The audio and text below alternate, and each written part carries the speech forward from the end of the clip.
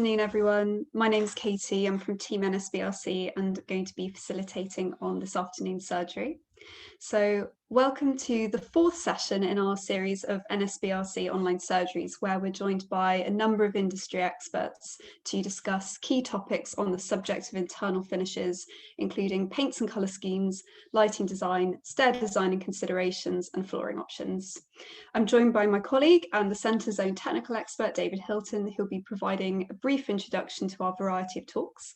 David will also be leading our hosted question time session a bit later on in the afternoon, where we'll invite our panel of experts back on camera to discuss your questions.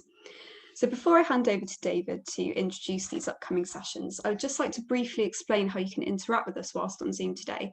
So I'm sure many of you are familiar with Zoom and you joined Harvey's session earlier on today, but just to point it out in case you're new, we have a Q&A function at the bottom of the screen in the middle. This can be found on the Zoom toolbar. You can put forward any questions to our presenters using this function. There's also another function, our chat function, which is on the right-hand side and can be used for any other comments. So just a brief reminder that these sessions are being recorded and they will be sent out to you all next week. So without further ado, I shall hand over to my colleague David with his introduction to internal finishes for self-builders. Thank you very much. I hope you enjoy these sessions. Over to you, Dave. Thank you, Katie. Let's try and do the share screen. We'll get there.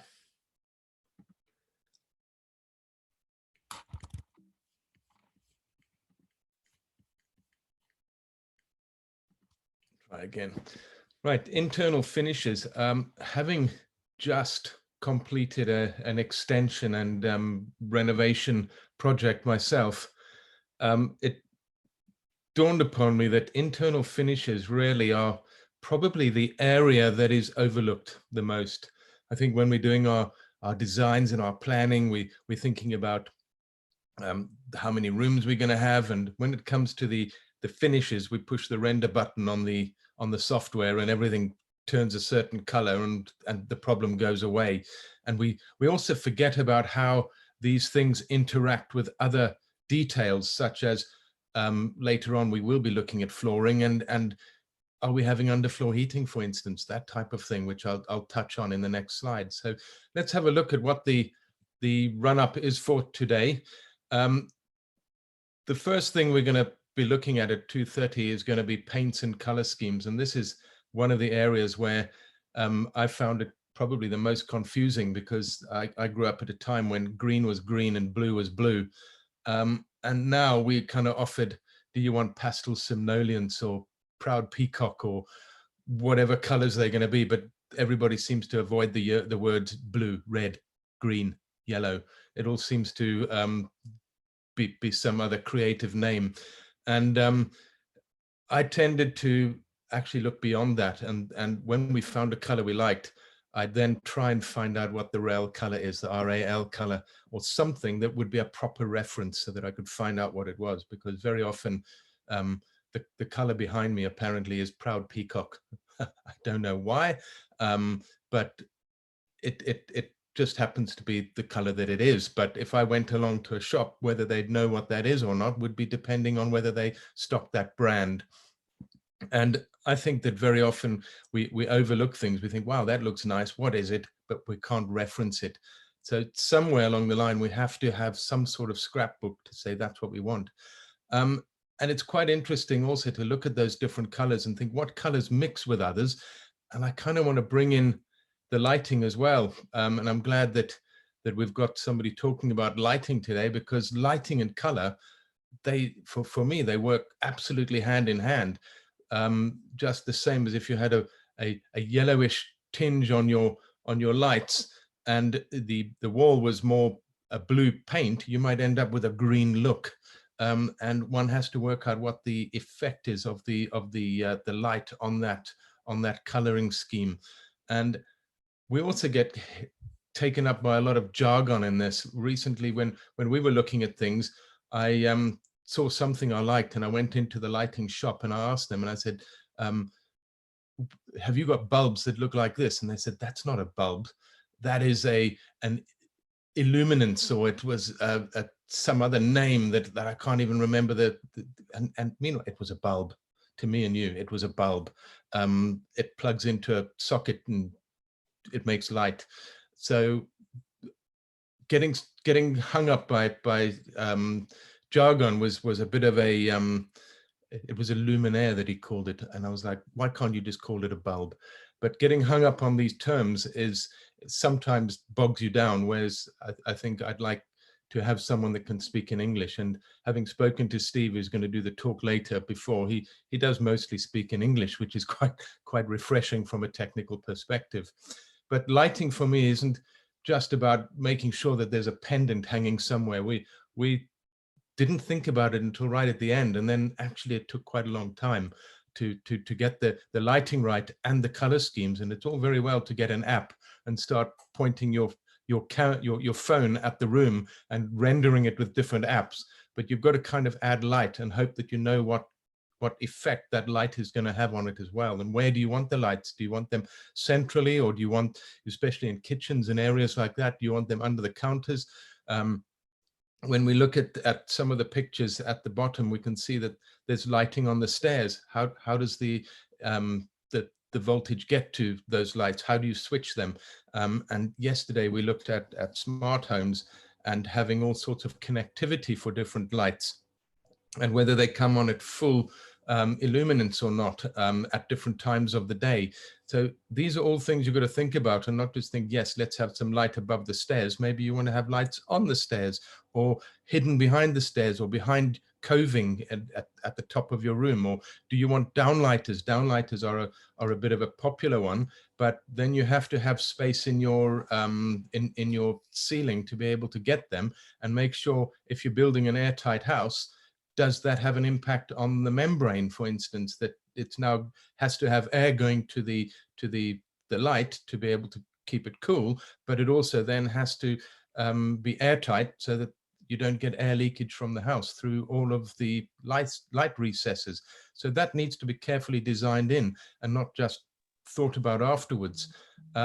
Speaking to the electricians as well, if you have an airtight house, you want to know where all the cabling goes, because very often, if you've got airtightness, you'll have grommets that, and you don't want the electrician just to poke their screwdriver through your airtight membrane, and therefore you've then got more air leakage.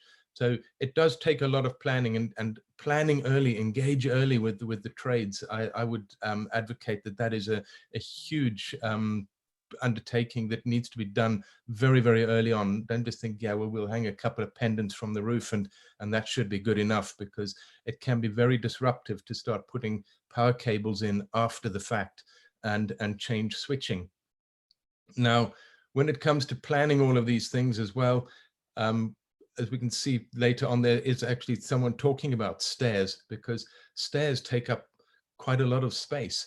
And a staircase for me is a feature in the property. Very often when you come into a property, especially if the staircase is in the entrance, it's a feature. And as such, I know we think about spending money on kitchens, on bathrooms, but we don't always think, oh, the staircase, because we think staircases just appear when you render them in. But there could be a huge chunk of money that goes into those kinds of things. So it's worth really planning it in to work out, is it a feature or is it just going to be hidden away? And what color is it? What are the treads going to be? Is it going to be run up and down by kids, and therefore you don't want it to be slippery?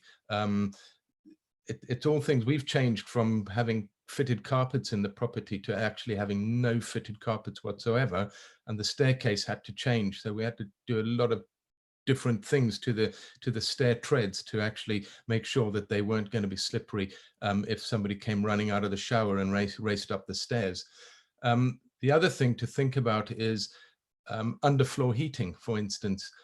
When you're having staircase, don't just plan in your staircase and then suddenly put underfloor heating in that goes on top of the floor. It's known as an overlay system and might add 20 millimeters to the top floor. So you have your chipboard that goes on to the top floor upstairs, and then on top of that there is a polystyrene board, or sometimes it's more dense than polystyrene, and it is cut to take a 16 millimeter pipe. So you might end up with a 20 millimeter board that suddenly is going on top of the the deck at the top. And if you haven't accounted for that when you make your stairs, you're going to find that we've been in properties before where the last step is just an extra, it just has an extra 20 mil on it, and it catches you out. So think about those things. I'm sure they'll probably come up in the stair design, but from a heating perspective, start planning everything in the property very early on so that these little details don't get missed out, and you then end up with something that's only just wrong. And looking at how it all comes together as well. I know that we're looking at flooring options as well. And when we were looking at underfloor heating, if you're planning to have that, the general rule of thumb with underfloor heating is the harder the floor, the better it is. But with us, when we approached it, we thought, right, I'll tile the new extension, which is actually a lounge. And the comment we got was, we don't live in Spain, so therefore we shouldn't have tiles in the lounge. And so we were thinking maybe we'll have engineered floorboards, something like that. But we were in one of the showrooms, and we saw tiles that look like wood. And my wife said, well, they look great. And I said, have you got 20 boxes of those? Because while we've got the nod, let's have them. Let's ship them into the house. And as it happened, we didn't have a very big budget, so we kind of laid them ourselves. And it doesn't look as good as if a professional had done it, to be quite honest. I've laid tiles before, so it wasn't as bad as it could have been, but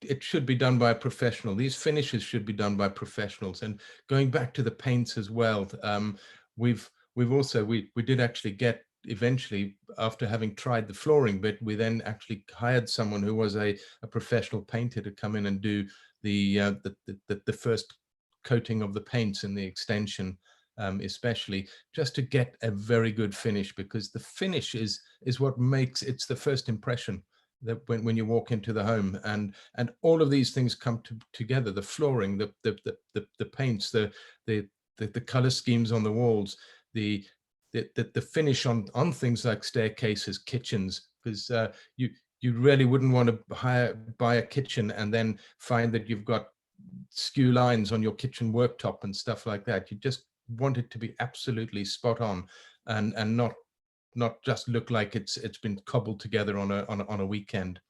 When it came to laying the tiles on the floor, I thought I knew what I was doing. And when it came to putting in the grout in between, you have to use a flexible grout in between the tiles when you've got underfloor heating. And that doesn't mean it's malleable like rubber. It still looks like cement, but it's just got a slight bit of flexibility in it. And when we were putting that in, my wife came out with what looks like a cake piping bag.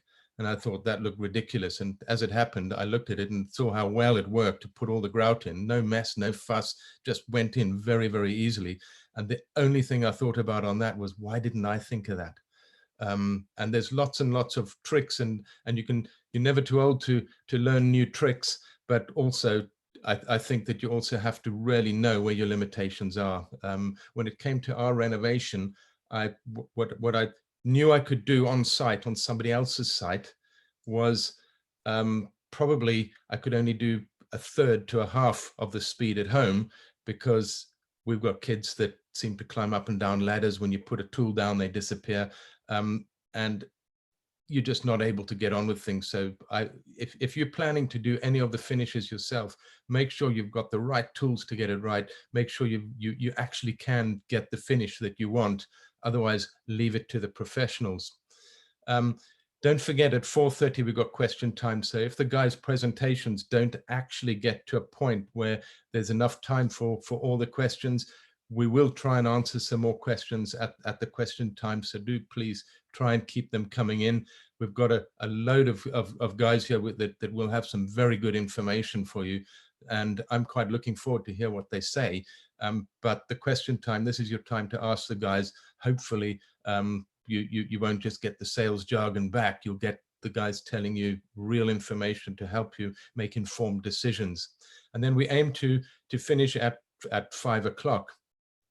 Now, when we look at some of the finishes, putting everything together, it's about layouts, it's about design. And if you think in a home, we tend to change kitchens a little bit more often than we really need to.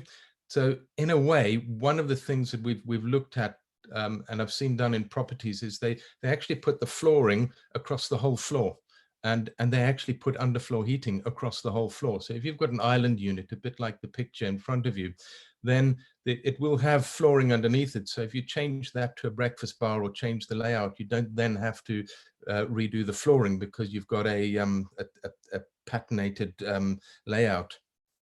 Now, you might then think, but why have you got underfloor heating underneath the cabinets? Well, we put them there, put the pipes a little bit closer together. But I usually then put insulation into the plinth area, which is the kickboard area under the cupboards. Put some insulation in there just to stop the heat rising into the cupboards. So with a wet underfloor heating system, that would work. With an electric one, it's not such a great idea, because the heat will continually come out. But once that area is warm, the water will just pass through that area and won't heat it much anymore. I think when you're looking at things as well with layouts, and look where the sun comes in, make sure your floor's not going to start getting bleached in areas where the sun is. We've seen that quite a few times, especially in the coastal regions. And we also, with underfloor heating, we put underfloor heating in a separate zone straight in front. If you've got big glass like these guys have got on that picture, put a separate zone of underfloor heating in front of that glass, so that can stay on longer, and just combat the fact that glass is always going to be around a third to a fifth as good at insulating as an average wall. So you're going to have a thermal weakness there. So it's worth being able to just leave a little bit of extra heat in that area just to balance things out. Now, we can also look at, as I say, with different colors, start playing with different colors, and invest in professionals. I thought I knew what I was doing. You look at the apps, you get everything in, and you just pay somebody to come around for a bit, and they just have a wealth of information, and bringing colors together. It's what they do every single day, and it's worth just getting that information and buying quality products and getting good advice before leaping, because correcting things is where the expense is. The most expensive thing that you'll change in your property is going to be your mind. So try not to have to change your mind if you invest in the information up front. And I know it's interiors, but I left a little picture of a certain lighting that takes place at Christmas time. And if that's what you want, then make sure you've planned in to have enough power sockets and things like that in the right places, so that you haven't got it all piled up in one place and actually start a fire. So think about what the end game is. What do you really want? How do you get power to there? How do you get it there safely, so that you don't end up endangering life, as well as also potentially endangering the safety of the property. Once again, looking at staircases, try and get an idea of what it is that you're going to put in, how much space it takes, and what the floors are going to be around it. If you're having carpeted staircases, make sure that it can be replaced quite easily, and just think about how everything comes together. As far as I'm concerned, with all of these features, the problem is when things are not compatible. You start thinking, oh, well, we'll have a decent finish on the floor. One case, we were working on a project in London, and they had a vinyl type floor. I'm not going to say the brand name, and they then put underfloor heating in it, but the underfloor heating was slightly too hot, and they started getting pink discoloration on the floor, and that stuff was quite expensive. So they were not happy, and they were blaming the underfloor heating, but the underfloor heating guys were saying, no, well, we already said what the flow temperature's got to be. The floor covering guys were saying, nope, it's not our fault, because our brochures tell you that you can't go above 29 degrees.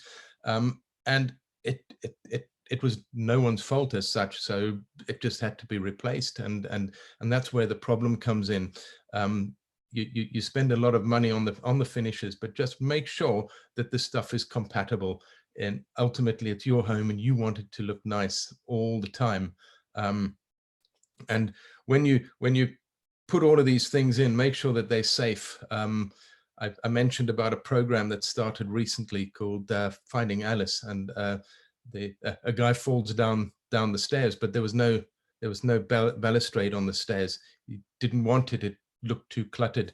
But ultimately, he fell down the stairs, and that didn't pan out so well for him.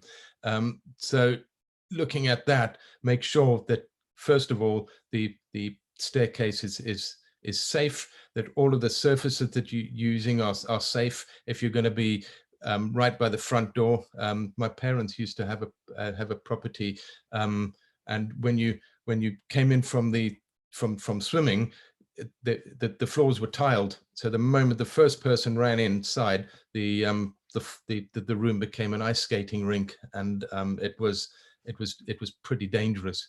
So one almost had to carpet it and hope, and then the carpets would rot a lot quicker, but at least they weren't unsafe. So it's really looking at things and saying, is it compatible with all the other services that I want, and is it compatible with safety within that property?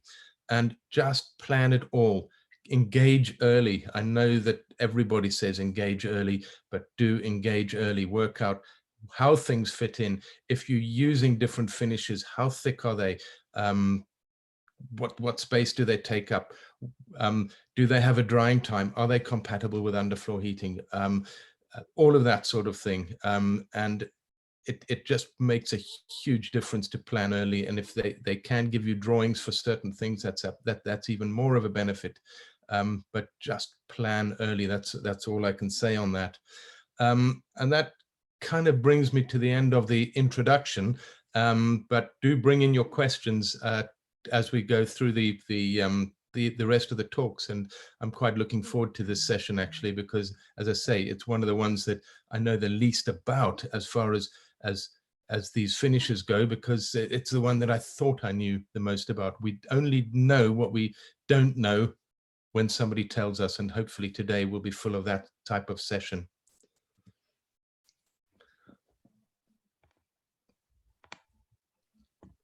Katie. Thanks, Dave. So with regards to questions, we've only actually had one, I think, that we could put to you just for now. And there's another one a little bit later on that we can use for our staircase presentation. But I'll ask you this one as it's here. So Fiona has asked, we're doing a new build and we'll be incorporating underfloor heating on the ground floor with mostly hardwood floors.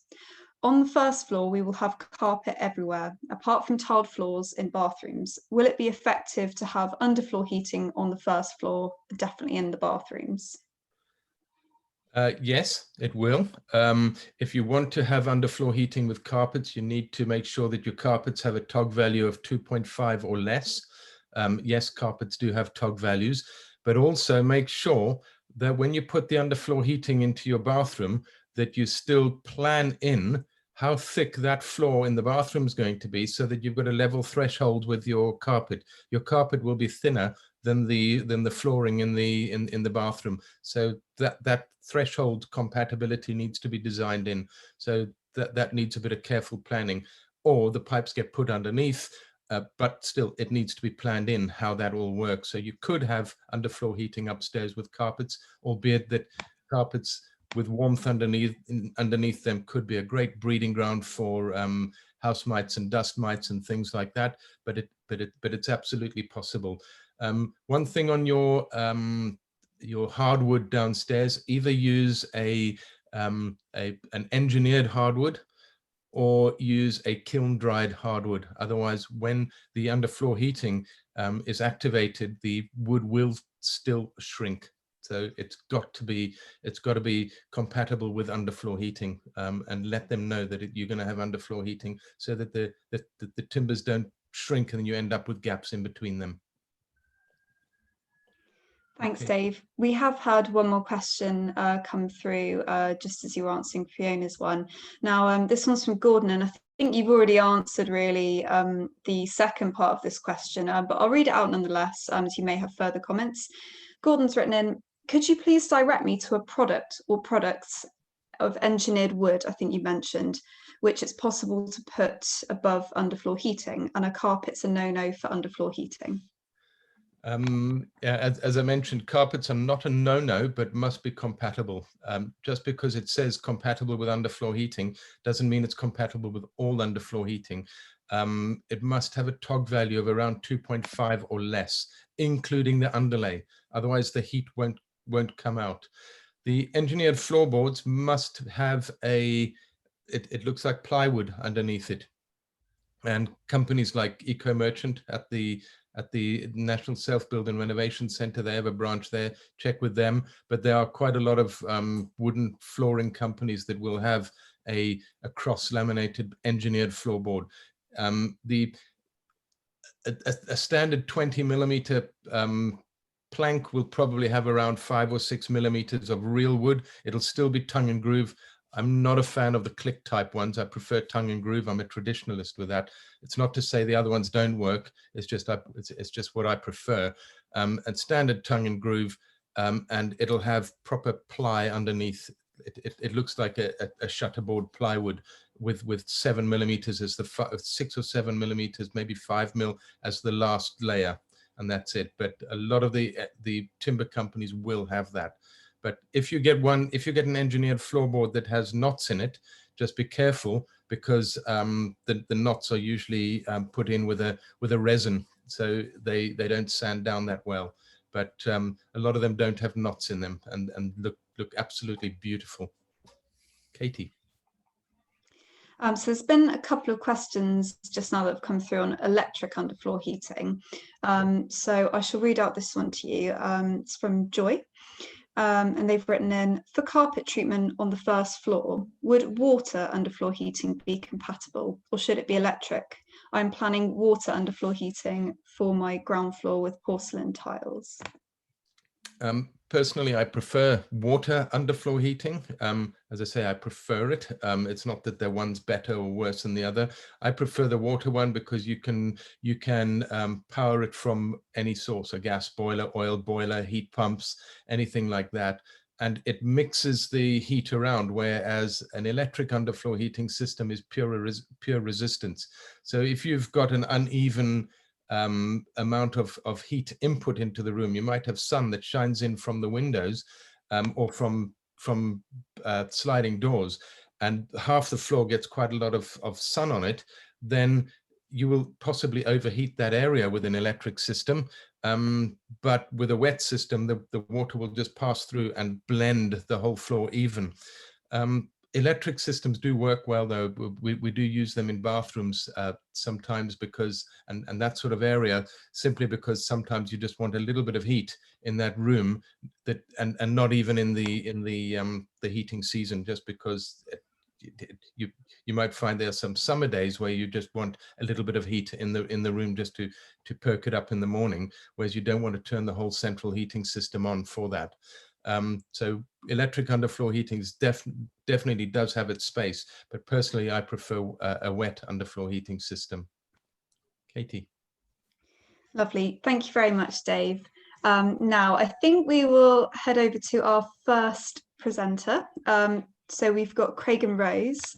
Now, I apologise, actually, we do have two presenters this one. So we've got Hema and Natasha. So just in the interest of time, I will invite you guys to come on camera now. And then we can start screen sharing your slides. Hi, Natasha.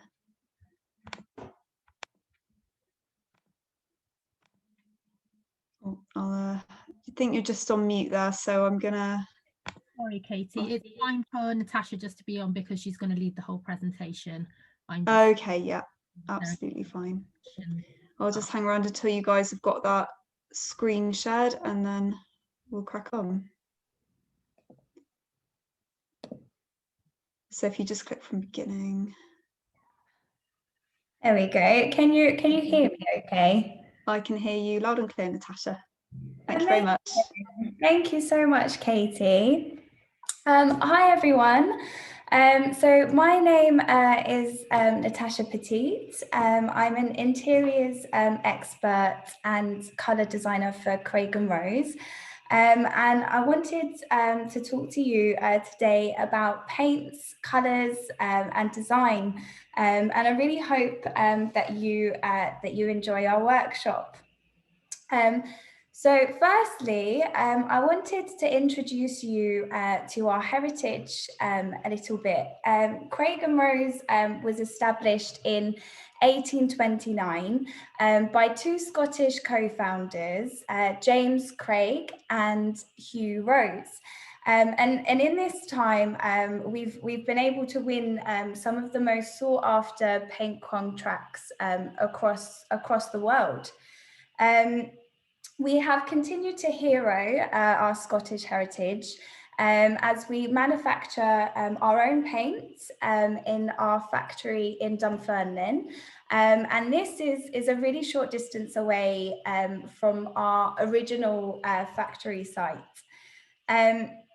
So now I really just want to kind of talk about some of our core ranges that Craig & Rose have to offer. We offer a variety of pack sizes and finishes. These include chalky, eggshell, gloss, and undercoats. All of these are renowned for their durability, their washability, and their superior coverage. So we're going to have a look at our core 1829 range. And this core range has actually been handpicked from a bespoke archive of rich vintage colours that we've actually curated kind of over the years. Our chalky emulsion is best for interior use, and it's a flat matte finish, which is really washed back and really got so much full of colour, so much vintage depth to it. It's a really gorgeous collection and a really gorgeous finish. Our eggshell is best for interior walls and woodworking. And the eggshell provides a perfect balance between definition and durability. And this will really kind of give you a look that will last. Our gloss finish, this is best for interior and exterior, doors, windows, furniture, and it's really high impact and hard wearing. And really, the 1829 range as a whole, as you can see here, all of the colours have been curated to complement each other. So it's a really fantastic collection in the sense that all of the colours really sing to each other and bring out the best in each other. And this collection really kind of combines that period style with contemporary design, which is really, really sort of exciting to have on the interiors market right now. So another exciting range is our artisan range. The artisan range is a bespoke collection of special effect paints and finishes. It's decorative and allows you to create really bold and bespoke one-off pieces in your home that you wouldn't necessarily be able to achieve. So this is one of my favorites actually at the moment. So you can really add some period drama here with our chalk wash effect. This is available in 3 other colors. Here you can see our blue ochre featured behind the bed here. It's available in 3 other colors, a green, a pink, and a yellow. And this is actually a really fun recycled trend from the 90s. And it's back in a really big way right now. So I really love this one. So more of the artisan range now. On our left-hand side, you can see our rust effect. And again, this effect is really robust and again, bespoke. It's achieved in 2 simple steps. It has a first step of a black paint, and this is enriched with genuine iron pigmentation. And it's that iron that reacts with the second step of solution, which creates this effect. So really simple and one of a kind. On the right hand side then, you can see our very popular concrete product. And this is available in 2 authentic concrete colours. To build up this texture that you can see, you need to apply about 3 coats of this one. You build up that texture, and you also apply with a trowel. And it's that application, the top application with the trowel, that will give you all of those nuances to the concrete and all of those final finishes that really make this a really fantastic artisan product to go for.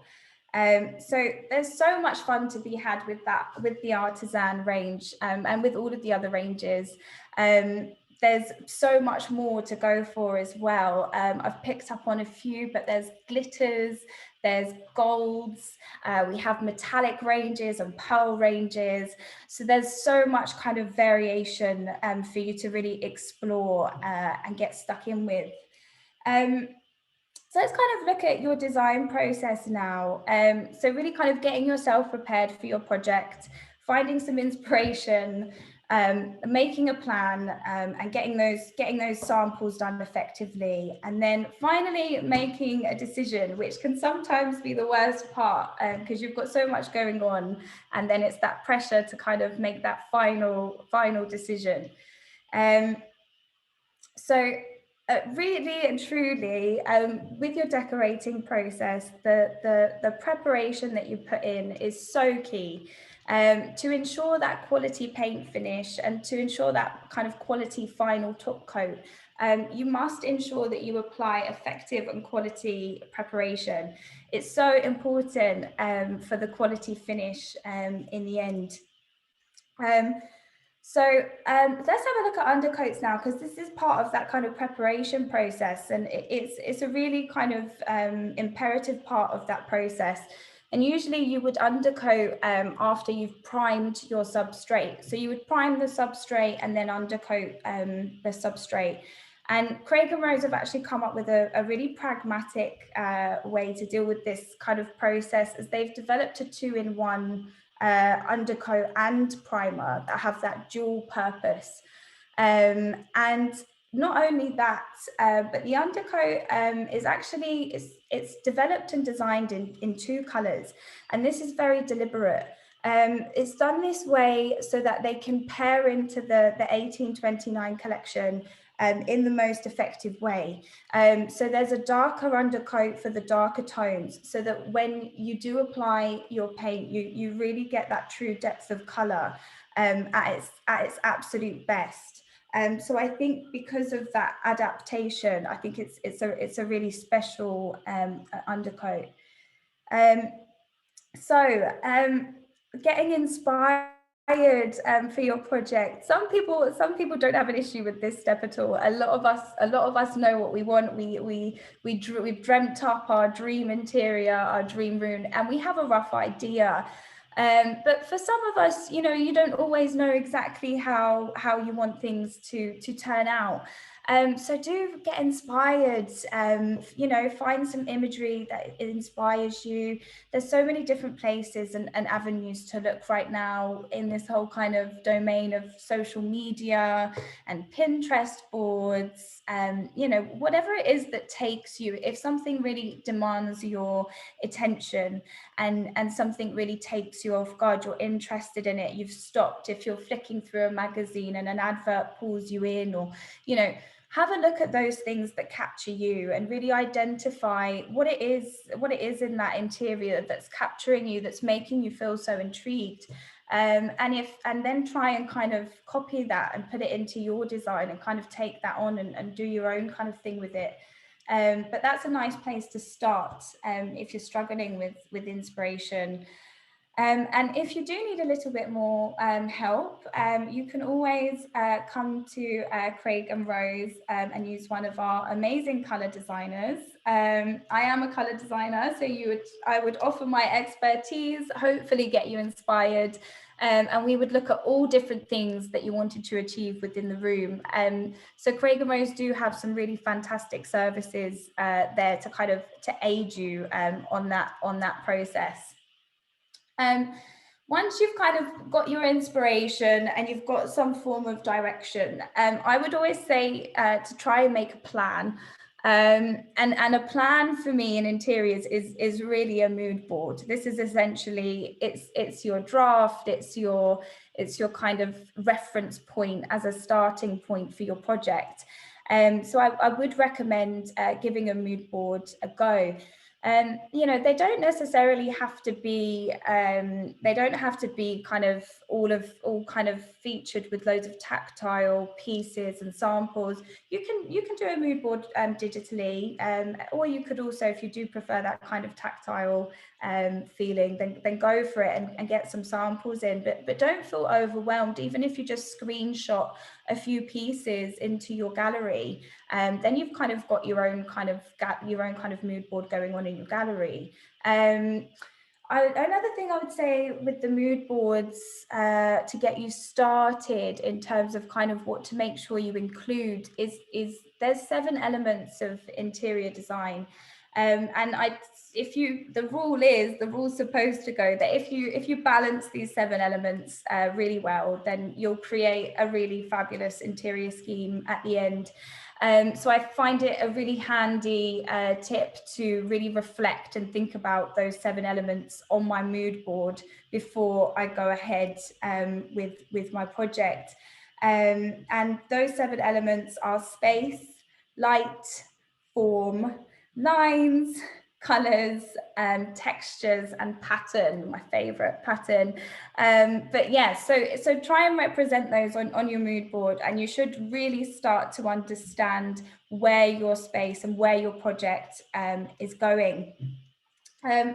So when you have decided on that, you should kind of now start to know kind of what color schemes you want to play with, what kind of color stories you're geared into and directed to and being pulled towards. You've played around with your mood board, you know your colors. So now is kind of time to start getting those samples in and really seeing if the colors that you've found are the true colors that you want for your scheme. And really the sampling part, I guess there are some tips over the years that I've had to learn also the hard way myself when I'm working on projects. So just a couple of tips that I have for you when you are ordering your samples in would be to avoid placing them too close together. What can sometimes happen is when you do kind of grid them off into a board and create that kind of grid on your wall where they're all quite close to each other, what happens is they have the ability to kind of interact with each other when they're this close, and that kind of affects how you see the color. And what you're really trying to do with these samples is see the representation of that true final color that you're going to get. So if you really want to kind of set yourself up to really kind of see that color, then do try and put them as far away from each other as possible. Also, your lighting will be much different to the lighting that you see the sample in. So whether you're in a showroom or you might be seeing it online on a screen in which the lighting is going to play havoc. So you may be after a tone of green, for example. Go for some similar tones. If you want a deep green, go for a couple of deep greens, something that's a bit darker than what you thought you wanted, something that's a bit lighter than what you thought you wanted. And when you apply those onto your wall and bring them into your space, sometimes it's that lighter option that will sing darker because of your lighting, or the other way around, it will be that darker option that sings into a lighter tone and becomes that perfect tone that you wanted. And the perfect tone that you wanted is too dark or too bright, or it has an undertone that you weren't sure of. So yeah, set yourself up to get a few similar tones. That way you'll find that perfect color as quickly as possible. Finally, another trick that I would kind of put forward, well, it's not necessarily a trick, just again some advice in what I've seen before, is that sometimes because it's a sample pot, a lot of people paint out one coat or one thicker coat of the paint, and then they find that maybe the coverage or maybe the depth of the color isn't quite what they wanted it to be. I would just really say here, you use the paint how it would be used when decorating. So apply that first coat, wait for it to dry, apply that second coat, wait for it to dry, and then this way you should really now see how that color is going to come across. Sometimes that one coat doesn't give you that punchy color that it's going to be in the end. So always remember to put those two coats on there. So with paint samples in general, there's some really good rules to follow just to make things a little bit easier. But I think something that Craig and Rose has done, which is really innovative and clever, is their introduction of their new product, which is called a color patch. And it's a new way to sample. It allows you to effortlessly test these color options in your home, and you don't have to crack open a tin of paint or a sample pot or get yourself messy. These are adhesive patches, and they can be taken off the wall and reapplied into different areas. So you can really kind of see how your light is impacting on your color. Furthermore, what I think is really great about these as well is that they aren't printed. They aren't just kind of a printed representation of the color. They are coated. So you really get that sample feel of how the color is going to actually be. So keep positive, stay inspired, and have fun. I think this is a good point to make, because along the way it can get daunting, but always remember that your design process should be fun. A lot of us wait a really long time to kind of finally have our dream home or dream space that we want to make our own and personalize. So really, really enjoy that experience. You can try a variety of colors and finishes, even if they're a little bit outside your comfort zone. Don't be scared to experiment. It's sometimes in these experiments that we kind of surprise ourselves. I have a lot of clients that are really kind of quite strict neutralists, neutral on neutral on neutral on white. And all of a sudden, if you pick the right tone and you really speak to the room and their design aesthetic, then they can be converted, and all of a sudden color is their thing, or the opposite. So you never know. Test yourself, experiment, and see what happens.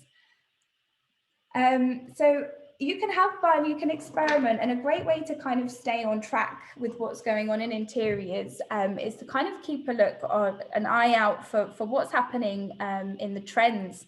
You don't necessarily have to go full hawk on these trends. You don't have to kind of follow all the rules, but I think they're a really great way to understand where interiors are right now, what everyone else is doing, and they're a great source of inspiration, really. So some kind of key trends to look out for in 2021. So warm, earthy paint tones. This trend is all about wholesome and organic tones. We're thinking things like terracotta and oatmeal and the color of kind of stone and plaster. These sandy tones are really kind of dominating the neutral space in interiors at the moment. And in this picture, you can actually see Craig and Rose's chatelaine paired with our Etruscan red, this terracotta tone on the right. I think these two work absolutely beautifully together, but this really sums up that trend. It creates a really kind of tranquil, organic space, and it looks fantastic. Another trend that we're seeing at the moment is this trend called Japandi. Now, I don't know, a lot of you may have heard of Scandi, which is short for Scandinavian design. And Japandi is essentially a hybrid trend of that Scandinavian design. Essentially it takes the flair of Scandinavian design, all of those kind of straight lines and pared back kind of traditional feelings, and it combines it with this really affluent Japanese aesthetic. And it creates a really, really beautiful scheme, as you can see here. And this is really happening everywhere in interiors right now. So do look out for it. It's a really fun trend. So another trend gaining momentum in interiors right now is using your storage to enhance your design. So in these images, you can see a before and after. And I think this really kind of captures how an upcycle in Craig & Rose paints can really completely change the style and feel of a space. You know, and a lot of us have kind of furniture pieces laying around, and you never know, it could be your hidden gem, to completely kind of transform and change your room and take it to the next level. But we're really starting to see people use their storage in really fun ways. A lot of color blocking is done, and even using things like the golds, metallics, and even forms of texture on the paneling of wardrobes or your shelving units or whatever it might be. So look out for this trend, because it is everywhere, and it's great fun, and it's easy to achieve, because like I said, you may already have the key laying around in your house somewhere. Just needs a quick upcycle, and you'll be on the way. So I've been talking about trends, and these trends I've been talking about are really kind of known as macro trends, as micro trends, sorry. And it's these micro trends that are dictated by macro trends. So a macro trend is a bigger concept, and that has a stronger threshold in how they influence design. And broken plan living is a current example of a macro trend. And really it's our culture, like I said, it's our behaviors that tend to feed these macro trends and come into our lives. It's that culture of open plan living has really led to the evolution of flexible design. With more of us kind of coming up with new ways to use our home. I mean, not just at the moment. I mean, I know a lot of us have got a lot more home offices and studies popping up while we're all working at home. But we're kind of coming up with all sorts. People want home gyms. People are opening their businesses from home, and they have studios, art studios, music studios. Parents are setting up, home study areas and schooling areas for homeschooling for their children. You know, we're really starting to use our home in a really dynamic, playful way, and we're really taking control of how we want to use our space.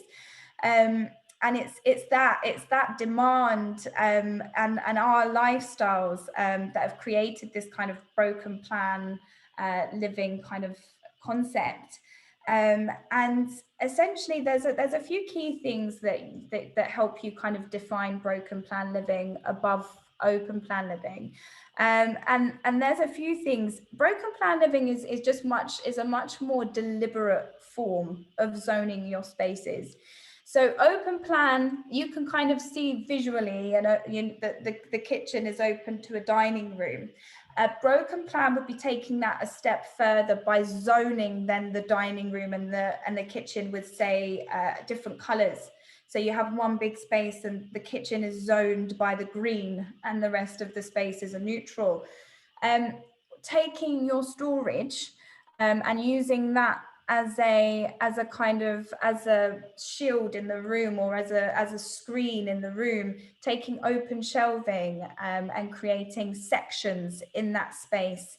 Here you can see this kind of glass screen where you've separated the space, but really it's still integrated.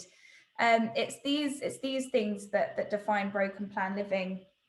And it's a really fun and gorgeous way to plan your space.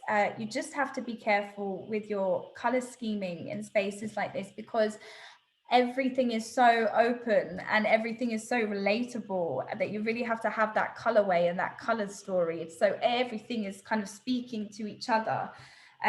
So really watch out for your color schemes with broken plan living, and make sure that the colors really speak to each other as you're going through.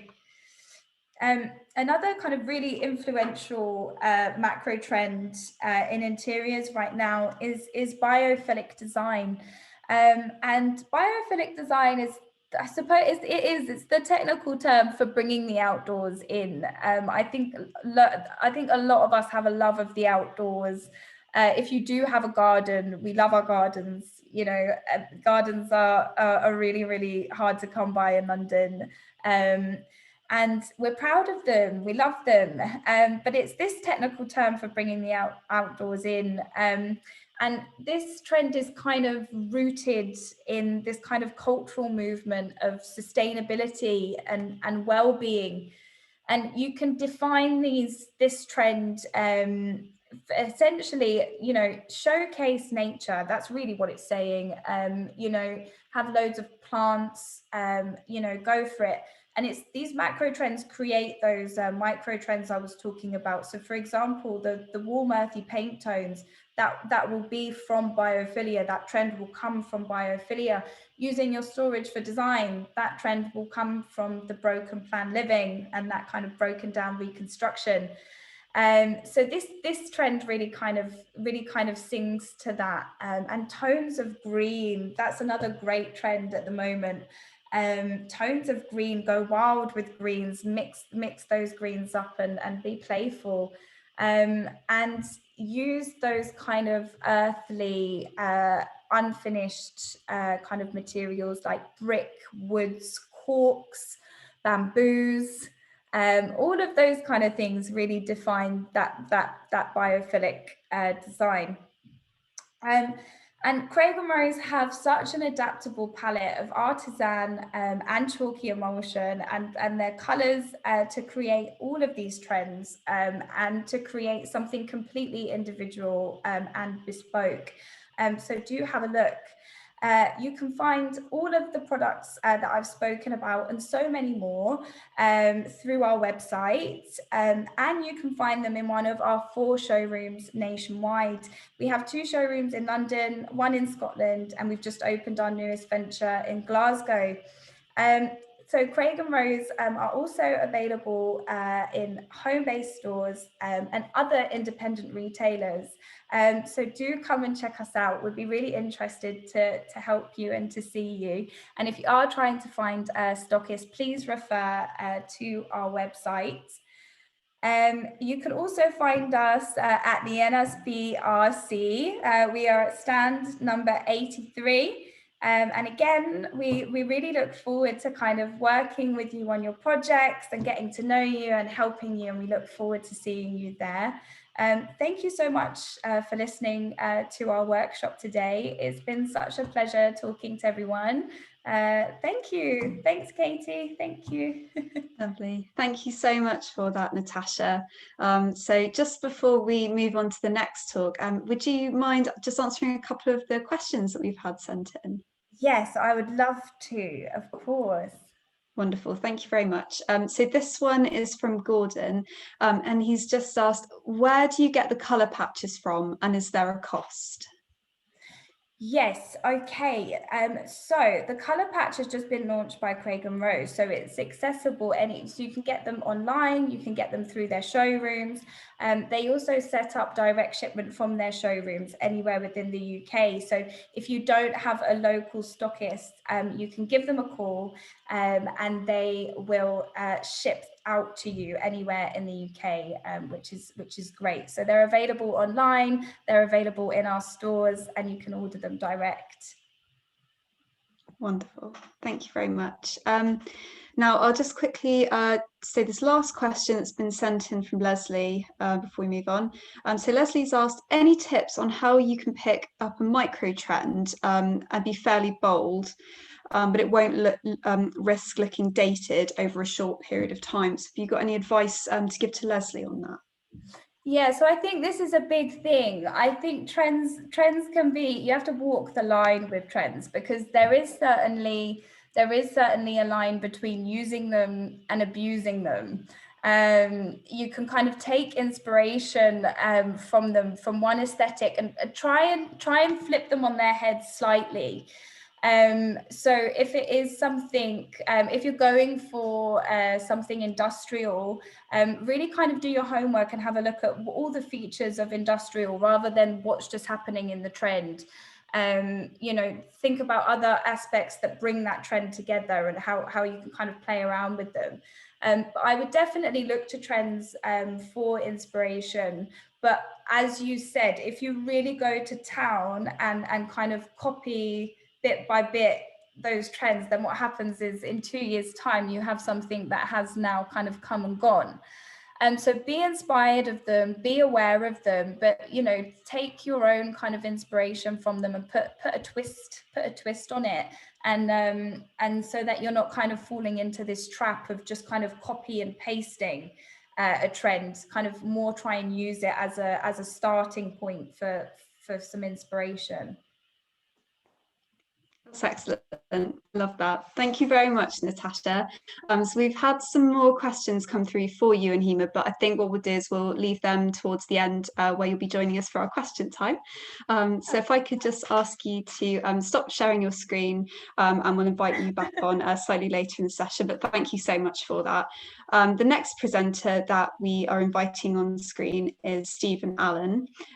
So he's going to be doing a presentation on lighting design. So Steve, if I could just ask you to switch on your screen, please. So I'll just hang around until we're on.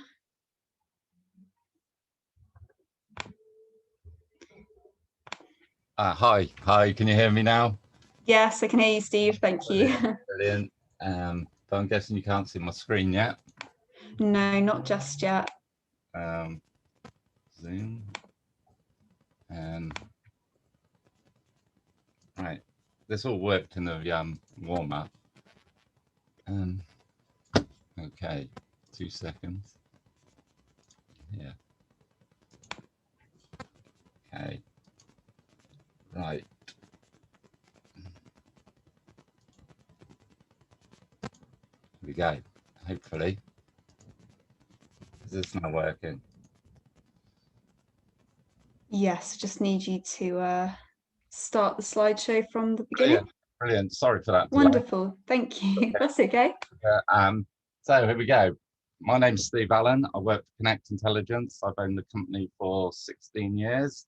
And I'm just going to talk you through a few do's and don'ts when it comes to lighting design, give you a few tips, show you actually what LEDs do, and very much pick up on a few of the last points that were made in the last presentation about color and how actually light affects color.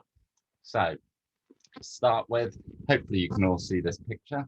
Try and remove that in a minute, but up here we've got rows and rows of downlights. So this isn't what we do. When you're looking at lighting and when you're planning your lighting, it's all about the space and using the space and planning the light to be where you want the light and to do what you want it to do, rather than this scattergun approach of just lines and lines of downlights. So very much, if you were stood at the sink here, this downlight would be behind you and you'd be working in shadow. So we don't need to do that at all. We also don't need to do this, and this is a real photo. And you know, we want to see the effect of the light, but we don't actually want to walk around with sunglasses and see this blinding light in our eyes all the time. And this is the kind of thing that we see day in, day out. It was £1 million apartment in London, and it had 1 million lights in the ceiling. So this is a project we did a couple of years ago out by Reading. And again, when we're looking at the internal light, it's also important to look at the exterior light. A lot of modern buildings these days have a lot of glass, and glass is great because it's going to bring in all that natural light, but actually at night time, glass can become very reflective and very dark canvas. So actually putting some local exterior lights there actually brings that inside outside feel and doesn't feel like you've got that dark black canvas there. And we simply did that here with some downlights in the soffit. So these aren't complicated. It's just thinking about getting the light in the right position to do the right job. We also see these, great, lovely window lanterns. So all that natural light coming into the middle of the room. But again, at night time, we have to think you don't want really a big black hole in your ceiling. So in this scenario here, we've simply got some spotlights up here. So just flip back to the other slide. It makes it feel like there's light coming down. So light naturally comes down.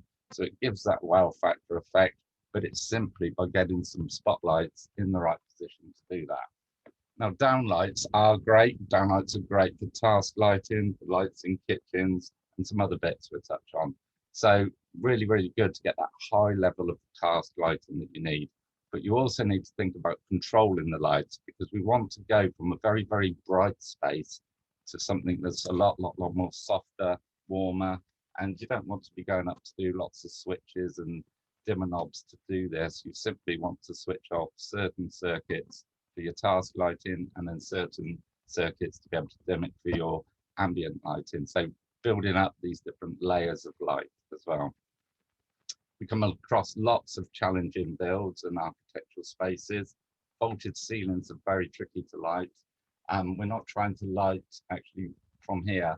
We're not trying to bounce light off the ceiling back onto the floor, because that would just use up too much energy. And what we're trying to do is show off the architecture and the grandeur. So we're using, these are only 3-watt LEDs. They're plastered into the wall, and that gives that flick of light up into the ceiling.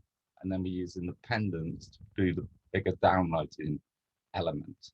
We've also then picked up elements like paintings. So again, lots of different ways to light artwork. But again, when you're planning your lighting, it's really important to think about these sort of elements that might be there that might want to be lit, and artwork's one of them. The other thing that we come across is joinery. So lighting in joinery is somewhere where we can introduce light into the space, but not actually seeing the light source. So this is simply LED strips that are behind this little plinth here, and that's throwing the light back into the back of this box to really highlight the objects that are in it. We wouldn't want to light every single bookshelf here, because it'd be way too much. And with all these bits I'll be showing you, less is more with this. So you don't want to do lots and lots and lots of it. Color's fun, but again, it's nice for bars, like nice to light up glass shelves. But again, we wouldn't put this in every sort of space and living area, but you can have a bit of fun with color now with LEDs and the LED strips. And of course, if you've got a great cinema room, it really is an opportunity. Here, the ceiling was dropped, so to allow to create this coppered effect that then could be color changing. And obviously, then you bring in an element of lighting control. So it's really important to think about the lighting control element at the same time. Again, a lot of the time we do want that warmer color in our rooms. And when we start to look at other lighting techniques, we've got one to obviously with the color changing, but here we've got the downlights closer to the wall to create these scallops, this wall washing effect. So again, instead of having lights in the middle of the room, once you start pulling the lights to the side of the room, you create these great washes effect. Great for flexibility, because if you put a artwork up here, you can very much light the artwork. Obviously here it's lighting the textured wallpaper. So it adds a bit of flexibility, and also throwing light onto the walls does make the room feel bigger at the same time. Again, object where joinery had to happen. They had to drop the ceiling here to get the pipe working for the extractor. So this element then was created, which gave us the opportunity to drop the LED strip, conceal it here, and create this big lighting effect in the room, very much dimmable. But it means that you don't need so many other lights in your ceiling. So when the client first knew they had to drop the ceiling, they weren't that pleased. But actually, when you use it then as the lighting element, it really does create a great feature in the room. We use low level lights a lot, so it's another opportunity. Actually great for staircases, great as night lights in bathrooms and toilets. So if you get up in the middle of the night, you don't need to turn on all the bright lights. And also, if you've got the lights nearer the floor, you don't need so many lights in the ceiling to be trying to light the floor. So they could be, as here, lighting artwork, or they could be much more decorative. Same goes for outside. We're never trying to uplight the night sky. We always want to throw the light either onto objects or light downwards, because otherwise it's just wasted energy and wasted light. But things like uplighting internally, especially if you've got a feature wall. So this was a project with this lovely stone Cotswold stone wall. And in our homes, we're not trying to light our homes like an office. So in an office, we have to reach certain light levels and certain lux levels. In our homes, we want to create a bit of that drama, a bit of light and dark. So it's nice if, you know, if you've got a feature wall or you've got some feature artwork, to create something with that. And again, not too much of it. So a little bit of this in a room is great. Too much of it can be an overkill. This is a project again from a couple of years ago. And internally here, again, we've used that technique of wall washing. So again, add some flexibility. Downlights, we're using them in pairs. So again, that cuts down on the amount of downlights in the ceiling. But this does then offer a lot of flexibility of how you use this space. So instead of it being so fixed, we can add some flexibility with downlights into a space. So important thing, obviously, things like pendants over islands work really, really well. When you're planning the space, if you're going to drop a pendant over a table, that means that table's fixed in that position. If you then move that table, you're then going to have to move the pendant, which is going to be costly. If you put your pendants over a kitchen island, the kitchen island's never going to move. So, and it obviously looks really good. We've also concealed some LED strip on top of the units to throw some light up into this vaulted ceiling. And there's other spotlights and lights underneath for task lighting. Another project of ours with a timber frame building. And again, in here, lots and lots of this lovely exposed woodwork. And actually here we've concealed an LED strip along the beam here, and that's giving that soft light up into the ceiling. Great bed light, night side, had a great night light, dimmable, controllable, but you wouldn't want to do in this scenario light every single beam. It'd be tempting, but way too much. Just one little bit of this works really well. Things like bedside table pendants, instead of having bedside table lamps, having wall lamps, having reading lights. Surprising how many people really do want these little kind of reading lights at night time, come in really, really handy. But pendants by the side of the bed also add that kind of wow factor. But again, every property is slightly different. Bedside table lamps and the center pendant work just as well, depending on how you want the room to look and feel. Really, really important thing. So a lot of the bits I've talked through so far have been very architectural and architectural sort of lighting. It's really important to think about table lamps and floor lamps and thinking about the positions of them, because the first thing, main thing you don't want is to see lots of cables running across the floor to plug your lamp in. So table lamps are great because they bring that softer element and that warmer element into your lighting, and a lot obviously more flexible because you can change them a lot easier or change the shades. The one thing to look for are things called 5-amp sockets, which then allow you to actually switch and dim your lights at the wall instead of going up to each one of them and having to turn them on. Sounds a bit lazy, but actually helps use the table lamps and floor lamps. You can just walk in, press your dimmer, and then dim your table lamps and floor lamps to suit the amount of light you require at that time. So yeah, always think about positions of table lamps and floor lamps.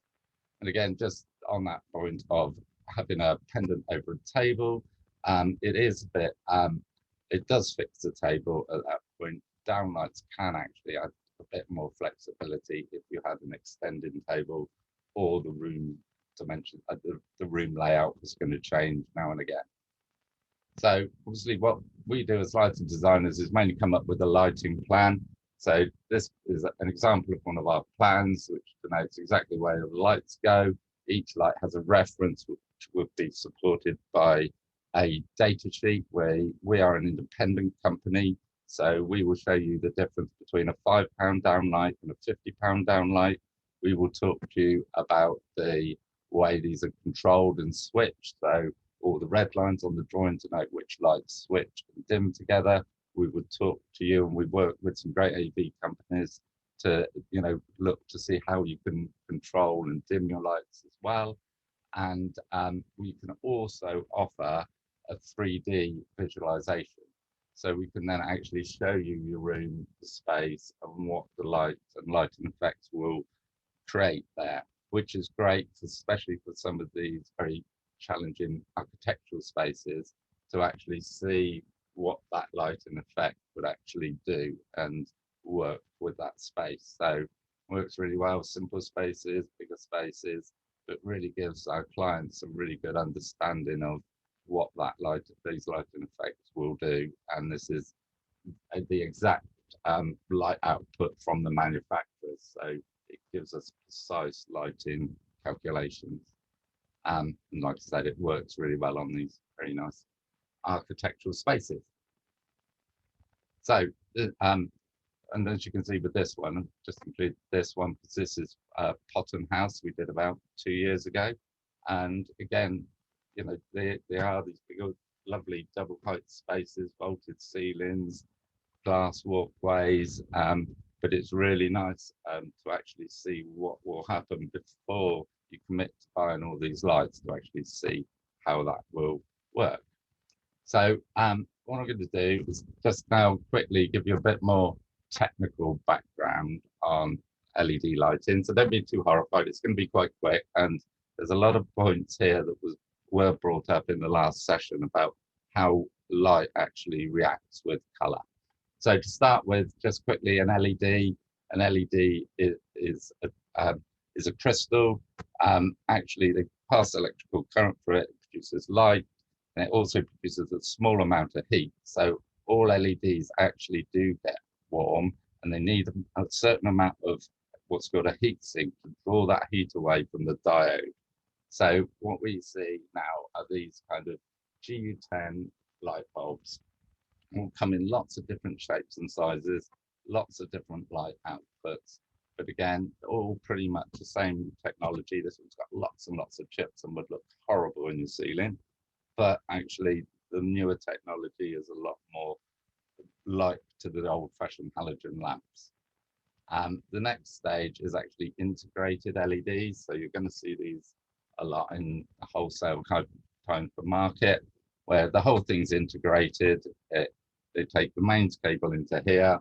It's dimmable. It's basically, most of these are warranted for about 5 to 7 years. When it goes wrong, you have to get your electrician round to take the whole thing out of the ceiling, send it back to your manufacturer, who will then either repair it, replace it, and send it back, or offer you an alternative. But it's not something where you can just go and change the light bulb. The benefit over these type of light bulbs is you can actually get more light output from these. So you can get away with using less in the ceiling. So there are some benefits to these. But you can also take it to the next level. Now, personally, it's really nice when you don't actually see the light bulb. So actually having something where the light source is actually recessed back slightly cuts down on all the glare. So when you look at these, a lot of that, you would actually see that in your ceiling. But actually nowadays you can get these fittings where the lamps, whether it's a GU10 light bulb or it's an integrated one, is actually recessed back to give that softer and low glare. Very important if you've got low ceiling heights, that kind of thing. But it doesn't look like a downlight, and it can actually look like it's part of the ceiling. And these, again, you can get plastered in ones, trimless ones. So a downlight doesn't have to look like a downlight. And again, we use it in conjunction with all the other elements. So what you don't want to do with your downlights, hopefully you can all see this, but yeah, these guys are changing a light bulb, and they're on on the top of a truck. And, you know, nowadays we've got to consider the maintenance and the longevity of the product and, you know, where the sourcing is. And again, you don't want to put lights into your ceiling that then in 5 years' time, when it goes wrong, aren't manufactured anymore, because you won't have to replace one, you'll have to replace them all. So really good to find, you know, manufacturers that warranty their products for a long time and will support them.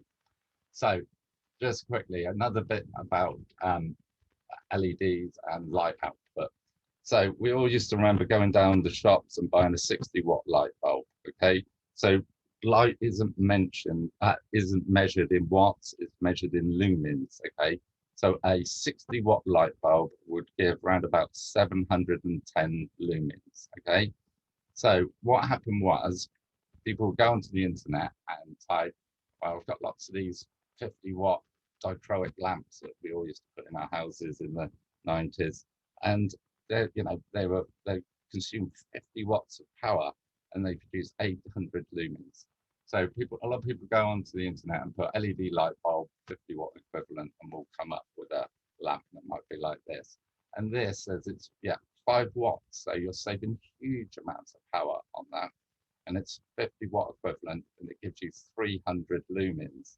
Now there's the key, is that if you replace your light bulb or you buy a new light fitting, but it's only giving you 300 lumens, you're going to need 2.5 times as many to produce as much light as this would go giving out. So again, it's really important to understand the lumen output, not just the wattage of the light fitting, because the wattage can be very misleading. So yeah, always look for the lumen output. So the other two bits I'm going to cover, one of them is color rendering. So and the other one's going to be color temperature. So first of all, neither of these, when you buy a light bulb or a light fitting, a manufacturer has to tell you. And if they can't answer either of these questions, I wouldn't buy the light fitting or the light bulb. So the first one's color rendering. So as was talked about before, in showrooms, in hotels, in retail, they want, and under artificial light, they want the clothes or tiles to look at their best as if they were outside. So this is down to color rendering. This picture in front of you was taken under an LED light source that renders color to 92% to true daylight. Okay. The next slide is, and most LED light sources render color to 80% to true daylight, which does this, which grays it out. It washes out all the reds, all the browns. So again, all these pastel colors we were looking at before, these great lovely pastel colors, will just get washed out if the color rendering from your light bulb or your light fitting is low. And most of them on the market are around about 80, so it will do this. So when you look at them side by side, this is the 92 CRI, so you see how the reds and the browns really stand out. But obviously under color rendering of only 80, it does this. It's not huge amounts but cost in the cost of the light bulb, but it's so important to try and get something that's at least over 90 CRI, just so, you know, if you're having warm colors or reds and browns, they don't get washed out. So that's color rendering. The other thing is color temperature. So color temperature is measured in degrees Kelvin. The lower the number, the warmer the color, the higher the number, the bluer the color. So in our homes, we like them to be really warm and inviting. So that's around about 2,800 Kelvin, which is your old-fashioned tungsten lamp. A lot of LEDs are actually manufactured for 4,000 Kelvin, because that's what they have in offices, and that's where the mass production is done for light bulbs. So again, when you're buying a light bulb, you want to know what the color temperature is, and if you want that warmer color, you want something that's going to be around about 2,800 to around about 3,000 Kelvin, and that will give you that warmer feel. Obviously, at times you can have spaces with warmer, colder color temperatures, and nowadays with the more modern technology, you can get lamps that actually dim from a cool color right down to a warm color. So there is new technology around that allows you to have the best of both. But again, in general, we tend to err towards the warmer color temperature. So that was my slideshow so far. Hopefully I haven't gone through that too quickly. I would definitely like to take any questions. Are you all still there? Is anyone still there? Hello, Steve. Yes, I'm still here. Well, Well, that's not a problem at all if you finish slightly early, because I know that people have got quite a few questions for you. So if you are happy to take a few. sure, of course. Brilliant. So let's start with a question from Michael. Now he's asking, what typically does a lighting plan or design cost? Yeah, sure. So again, it very much depends on the architecture of the space. So, you know, everyone, you know, if you have a vaulted ceiling, if you've got a lot of exposed work, that kind of thing, it's going to be a bit more detailed, the actual design. We'd normally charge around about £500 to £750 per room. And yeah, again, most of these, the best approach is if you've got a project in mind, send me an email and we would offer half an hour free consultancy just to look at your project. And then at the end of that, I could provide you with a quote for actually how much time and design work would be needed. Brilliant. Okay. So we've got another question that's come through from Fiona, and she says, Steve, can you do a mock-up of 3D visualizations if just given the line drawing plans? We are building a Potton house, but we don't have 3D rendered drawings. Yes, exactly that. And we are doing that for a Potton house at the moment. And I think it does help because it really helps understand the space, especially if you've got vaulted ceilings in these double height spaces. You want to know a few of the options and actually see it in the space before the house is built. So we're very much used to working with Potton and the drawings, so we can definitely help there. Wonderful, thank you. So this next one's from Jocelyn, and she's written in, you showed light above a long length of wall. How do you get that effect? I'm sure they're not strip lights these days. So did we, I was going to try and find the, I wonder if we were talking about this slide here. And this is an LED strip. This is all now done with LED strips. We don't use fluorescent tubes, things like that really anymore. It's widely available, this LED strip. Again, comes in different qualities. So again, beware of a color rendering and color temperature when you're buying it. But nowadays, any of these effects are done with LED tape. I think I had another one at the wall, but this is all LED tape. This was LED tape. Yeah, they're not tubes anymore. Brilliant. Okay. So probably just got time for a couple more now. So this one's from Dean, and he's written, what is the best way of determining lux, lumens, and candela? Yes. What's the best way? To ask the manufacturer, and if they can't tell you, then don't buy the lamp. The lumens and candelas are basically the same kind of measurement. One's the way they do it in Europe, the other one's the way they do it in America. But yeah, that's your key element, the lumen output of the lamp. Hopefully that answered it. Thank you. So just one final one here, and then we can cover a few more of them in our question time session at 4:30. So this one is from Eugene, and they've written in, what about external lighting causing light pollution? Any strategies to reduce this? Definitely, and something I very strongly agree with. Yeah, keep all the lighting going down. Really concentrate what you're lighting at. There's no need for, you know, big floodlights or things like that that will just scatter light everywhere.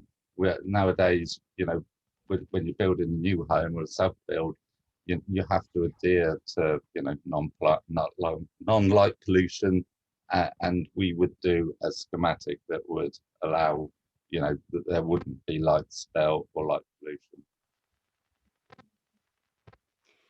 Fantastic. Well, thank you very much for that, Steve. It's a really interesting presentation. So I think we will move on to our next presenter now.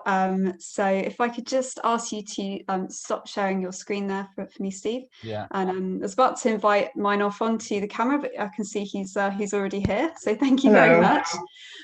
So I will let Meinolf introduce his talk now. He's from Clothing, TSS, and he's here to talk about stair designs and material options. So if I could just ask you to share your screen, please, Meinolf, and then we'll get going. Yeah.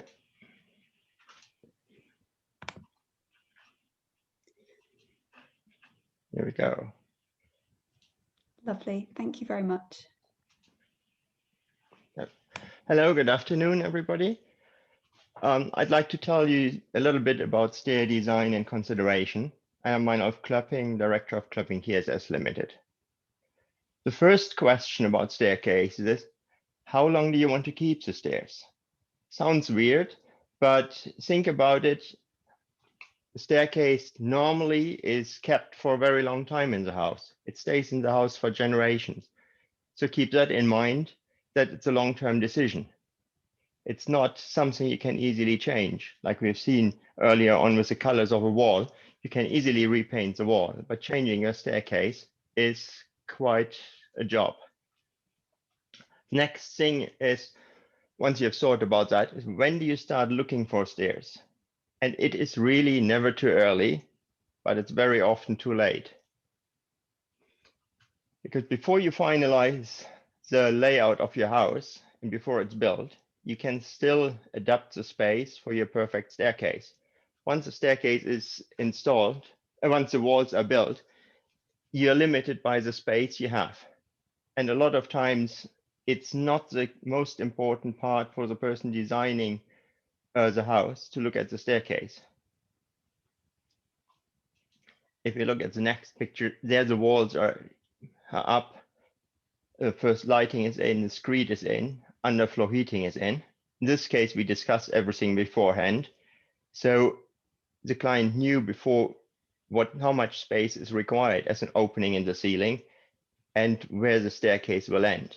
But we have enough customers that contact us at this stage and then have ideas for a staircase that don't really match with the space they have available. And it always pains me if we have to tell the customer, sorry, we have to rip a part out, we have to build something extra, we have to break the screed open and move underfloor heating pipes because the staircase needs sufficient support. So start thinking about the staircase early. And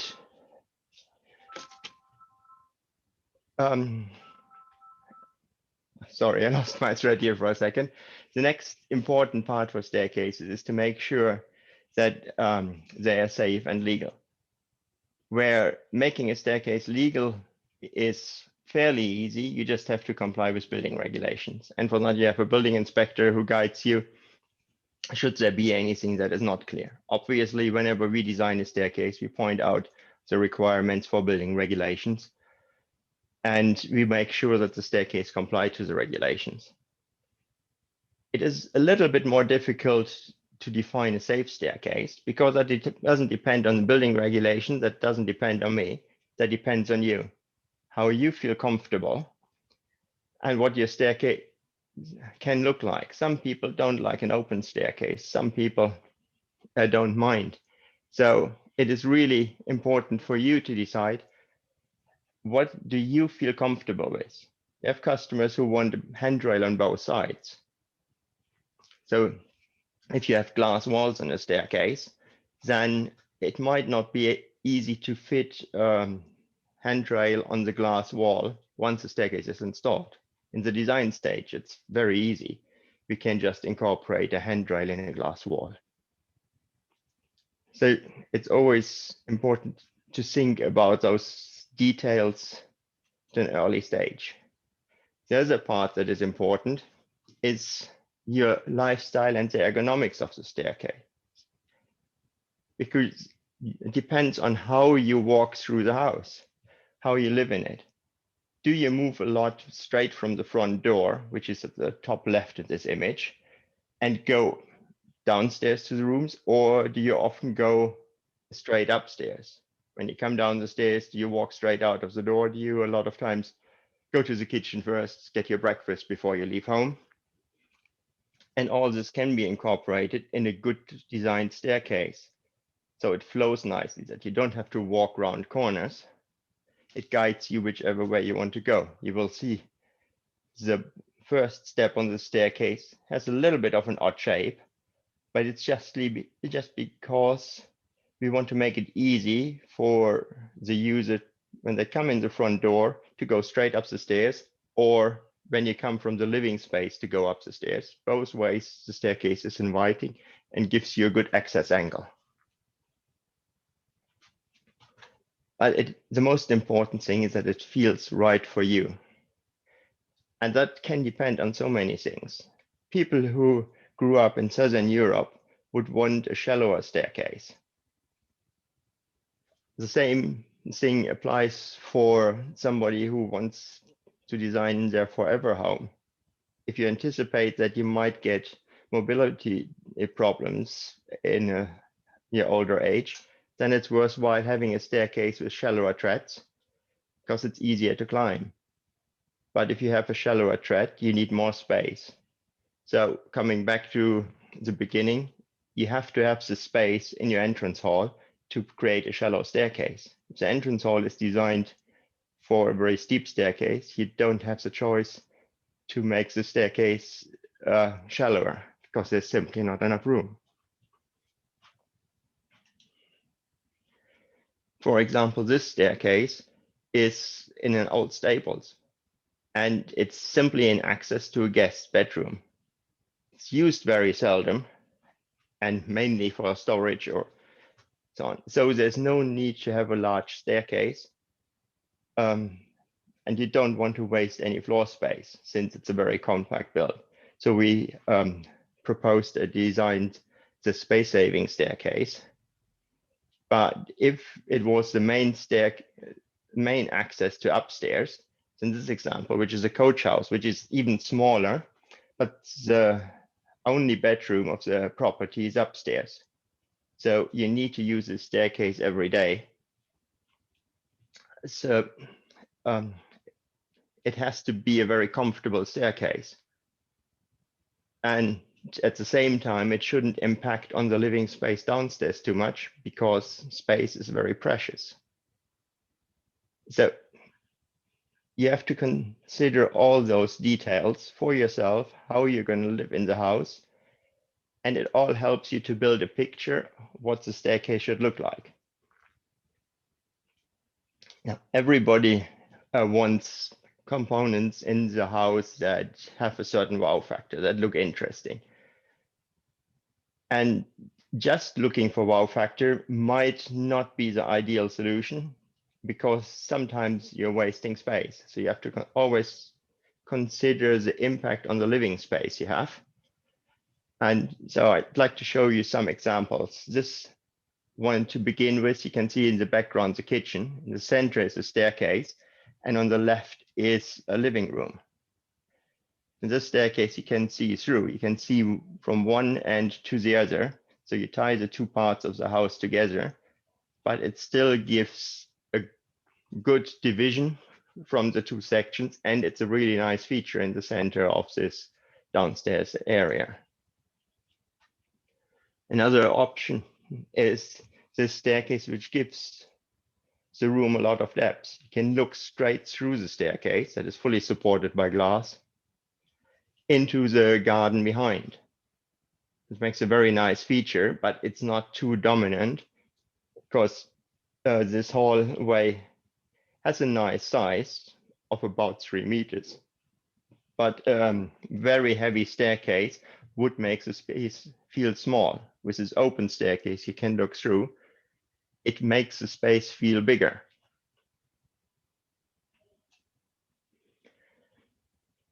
Alternatively, here is a staircase that blends in with the surrounding.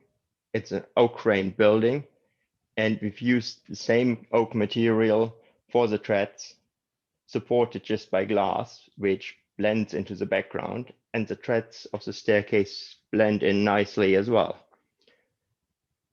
So it's another option to create a nice feature that doesn't stand out too much and lets other parts of the building shine.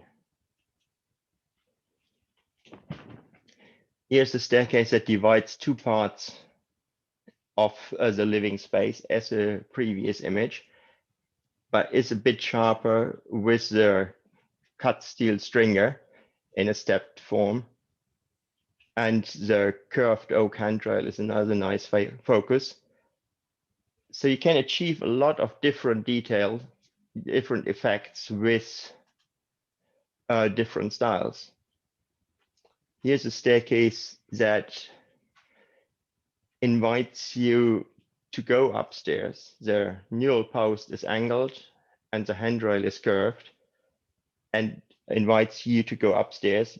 But at the same time, it doesn't dominate the space too much. And with its open design, you can look through the staircase and makes the entrance hall feel as big as possible.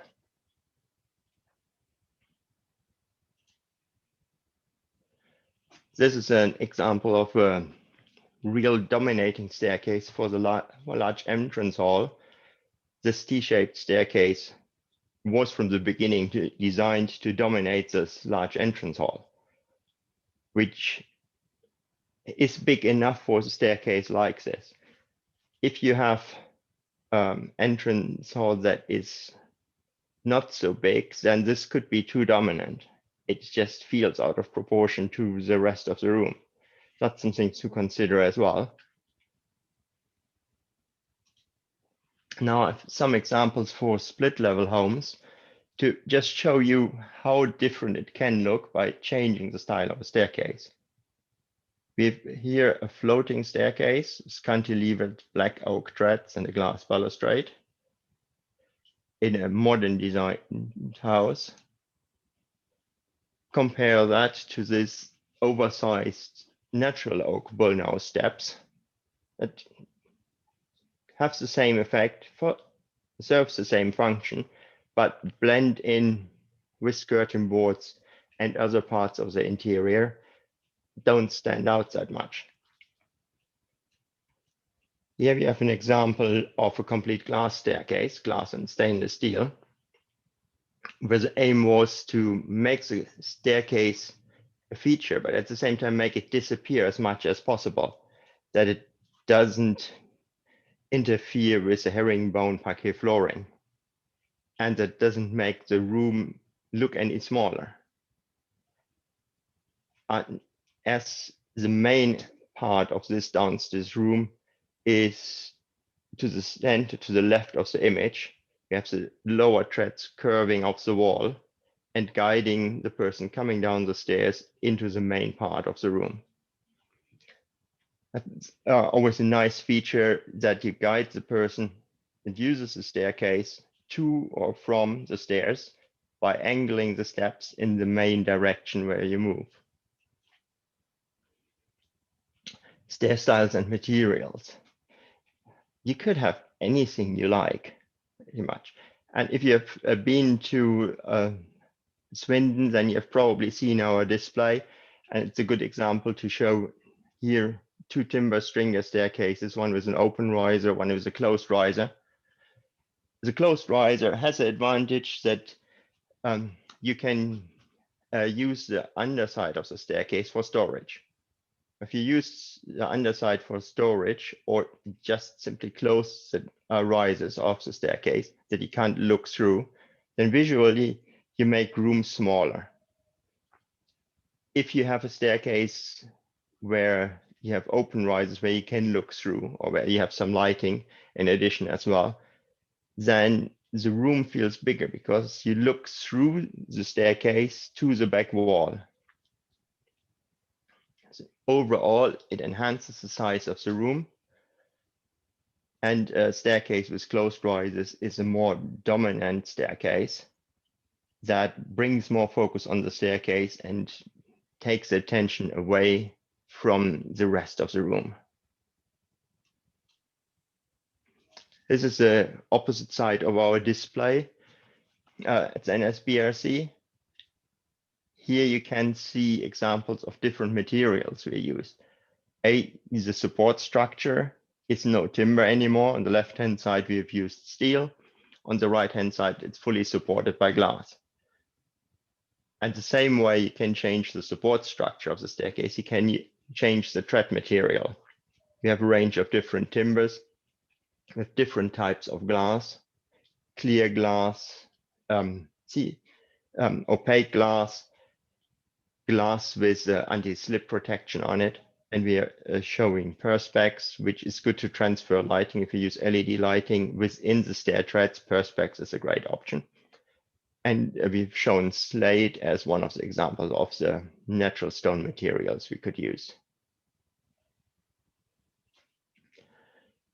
Further inspiration you can find anywhere on the internet, for example, on our website, which categorizes the main styles of staircases: bolted, box stringer staircases, central spines, floating staircases, folded staircases, spiral, steel stringer, and timber stringer.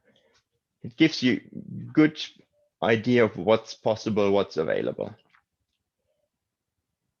And that's the important thing, that before you decide on the type of staircase you're putting into your new home, look at it, what is possible. Then you can make up your mind which ones you like and which ones you dislike. And from there on, narrow it down and design together with a specialist your perfect staircase. Stair shapes. A lot of people think because they have a certain space available, they have to go for a certain shape of staircase. You're a little bit limited by the space you have, but almost any style of staircase can be built in any shape, and a lot of different shapes can fit into most spaces. It just depends on how you're living in the house, how the traffic flow is, how you walk up and down the staircase and into different rooms, and what visual effects you want to get. There are some limitations. For example, if you have a barn conversion, a small building, and you have a very low roof line, you need to ensure that you have 2 meters head height going up the stairs. This example, we built a staircase that follows that angle and ends up at the point where you have enough head height on the upstairs area. So you don't waste any upstairs space, because all the area where the staircase comes up is below head height anyway. And you can make full use of the upstairs living space. In this particular case, we have suspended the outer newel post that carries the staircase from a rafter, so that there are no posts going down to the floor, and you have a free commuting space downstairs. It's a great way of maximizing the living space downstairs, but it has to be thought about early enough to make sure the rafters are strong enough to support the weight of the staircase. Here's another example of a staircase that has a bit of an interesting combination. The quarter winder staircase, where the client preferred closed riser for safety and comfort, but in the lower section, they were quite comfortable with having open rises so that you can look through. So the main part where it would visually reduce the depth of the room, it's the lowest few treads. We've gone for open rises, so you can look through and can see how deep the room is. And then the upper part, which is mainly seen side on when you enter the house, we have gone for closed rises, folded steps, which give a nice modern design and don't impact on the overall size of the room. The structural glass balustrade is fixed into stainless steel profiles at the bottom and the top of the staircase, and is otherwise supporting the stairs.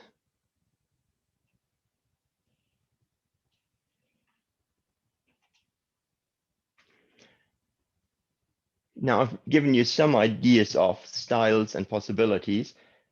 And when you're looking for a bespoke staircase, you have to think about where do you buy it from? And there are a lot of manufacturers in the market. Your architect will know somebody, your builder will know somebody they've worked with before. But you have to be comfortable with the supplier and be sure that the supplier can offer you what you're looking for.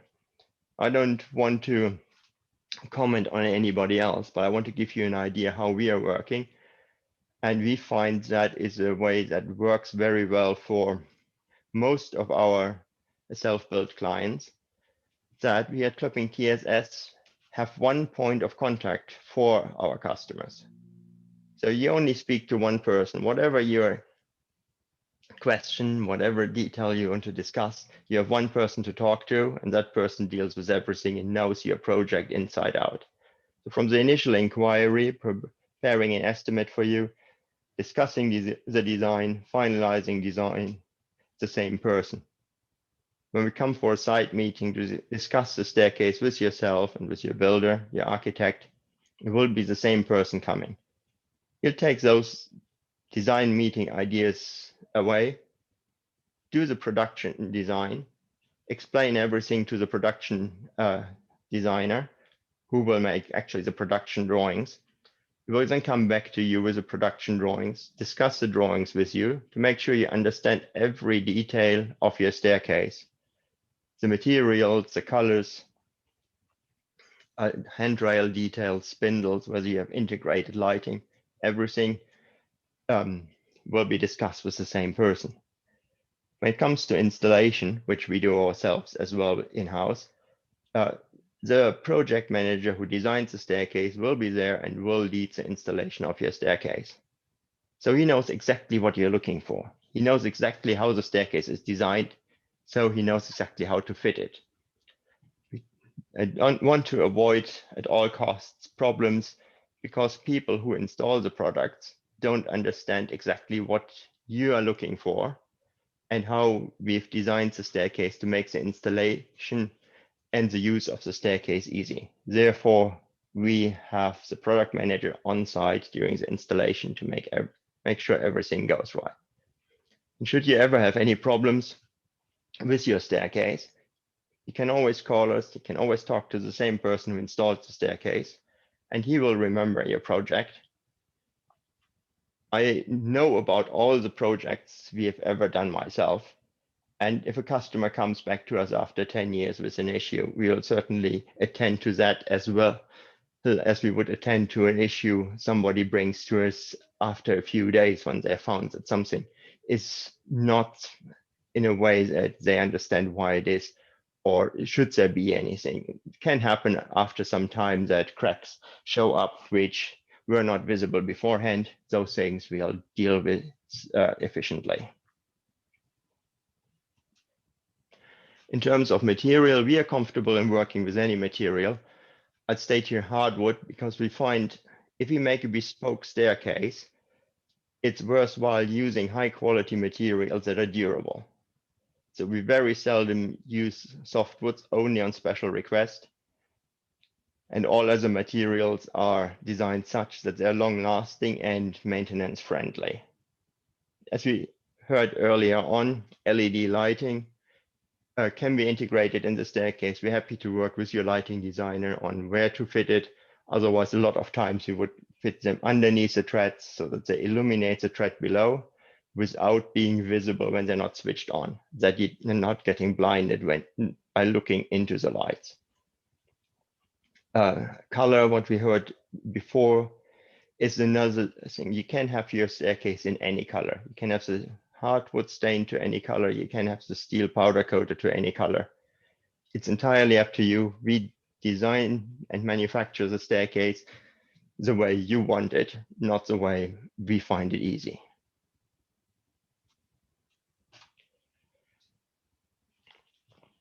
yeah.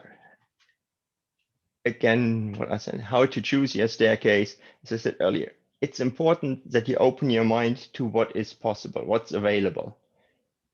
Because you only, until you start thinking about any part of your build, you only know what you know from experience, what you have seen on TV, on the internet, in friends' houses. Open your eyes to what is possible. There are a lot of things that you might not have considered before, but might be just the right thing for you. So create a scrapbook online or as a hard copy where you put all the details in for the staircase and for any other product therefore you like and you dislike.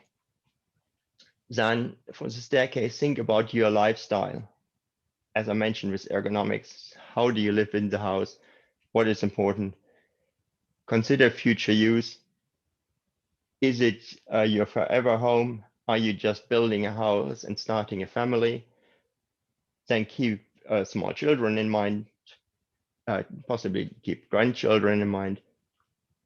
Consider the maintenance. Are you happy to look after the staircase the way you look after other parts of your house?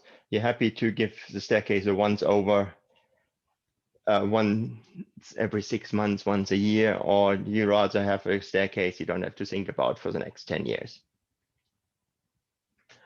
And last but not least, important part is the budget, where it's most important to me to think about which are the parts you change often and which ones don't you change often.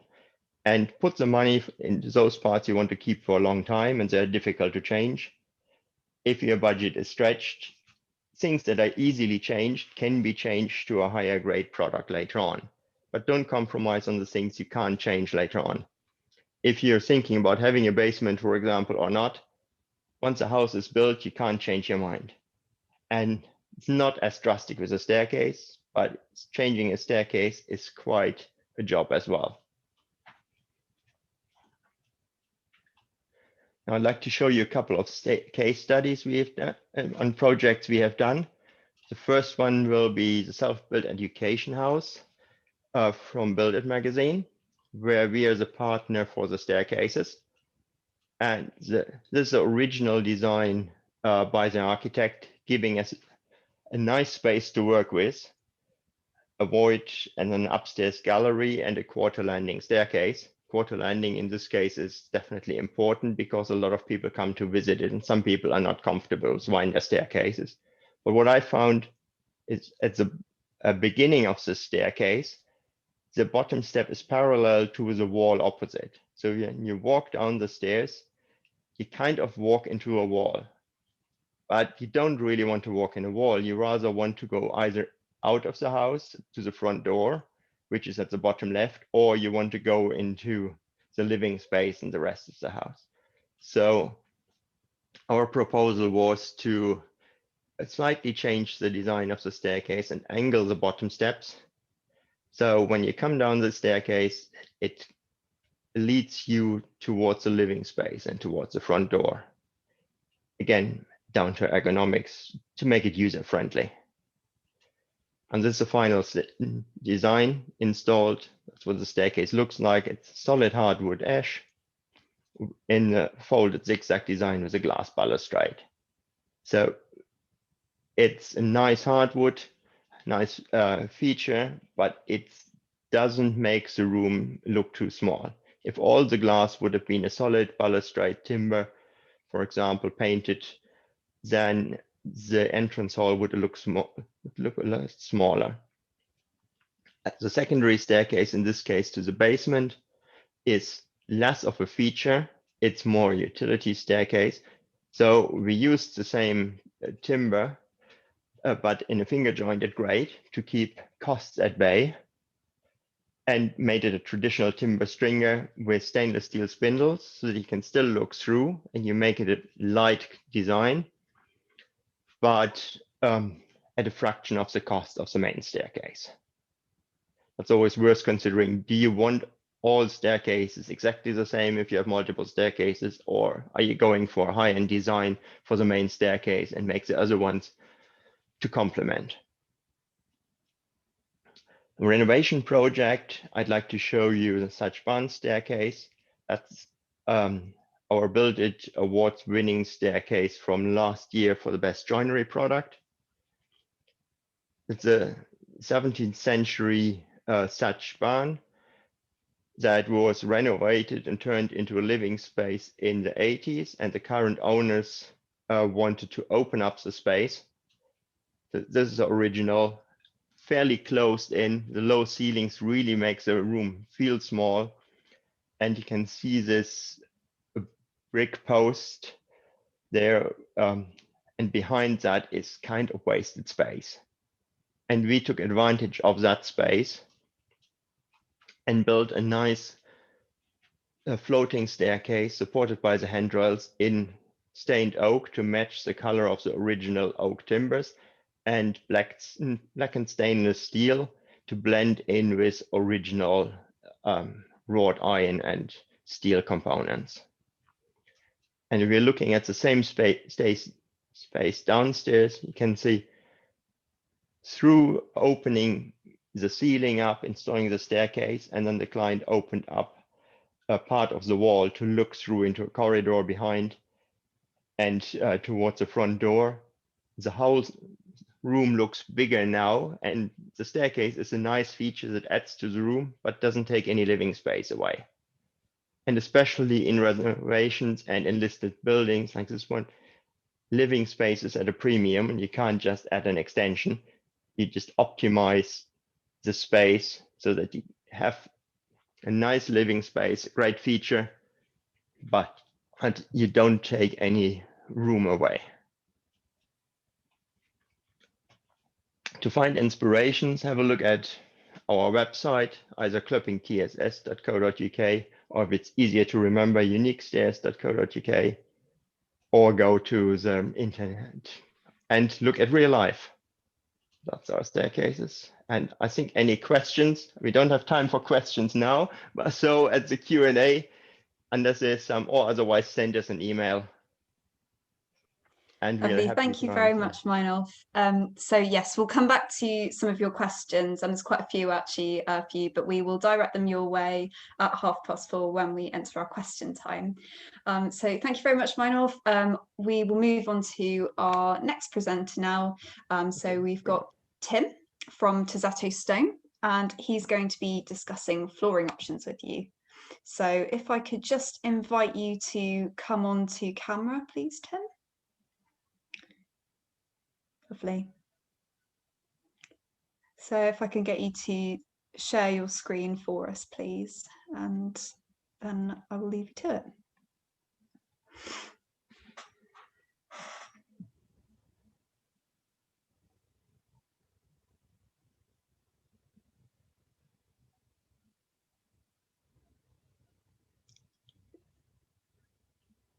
Can I just check that I can hear you okay, Tim? I'm not sure I can hear you from where you are.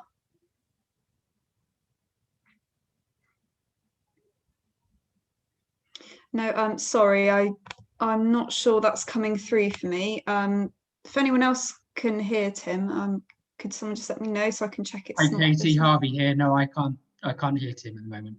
Yeah, thank you for confirming that, Harvey. Tim, I'm not sure if there's anyone else sort of near you that could just have a look at what's going on in the background, but I don't think anyone can hear you. But it does seem to be the case that your microphone is on.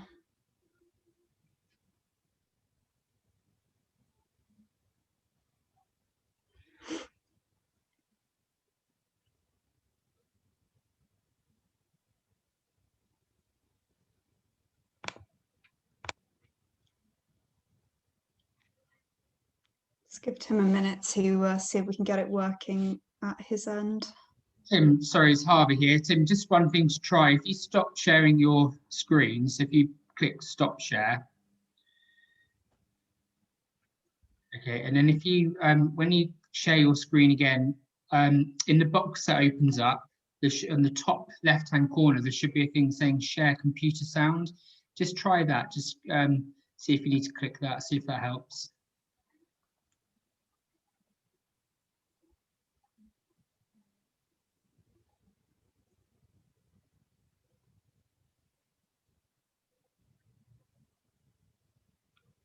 I think if you also come a little bit closer to the microphone on your device, Tim, because I could hear you earlier when we did our test run.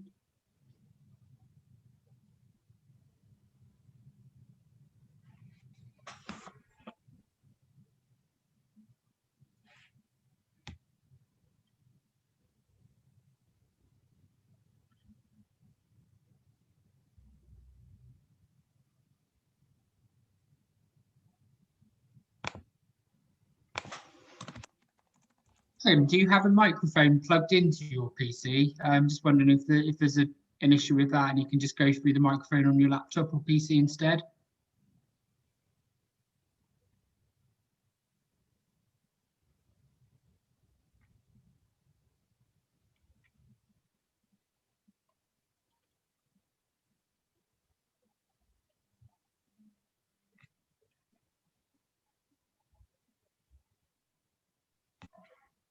Katie, hello everyone. Sorry about this technical glitch. What I would suggest is, whilst Tim is trying to sort his sound out, you might be able to take put a few questions to the remaining panel, and hopefully Tim, when Tim we can hear Tim, we can revert back to his presentation just to save some time, if that's okay. Yeah, okay. I think that's a good question. A good idea. We can do questions now. So Tim, just if you can hear us, okay, sorry. we're going to take a few questions from attendees, and then if you can get your sound issue sorted out, say hello, and we will take a break from the questions and go through your talk. Okay, let's just find one that we can ask quite generally to begin with. I did have one earlier that might be quite interesting to open up to a number of our presenters.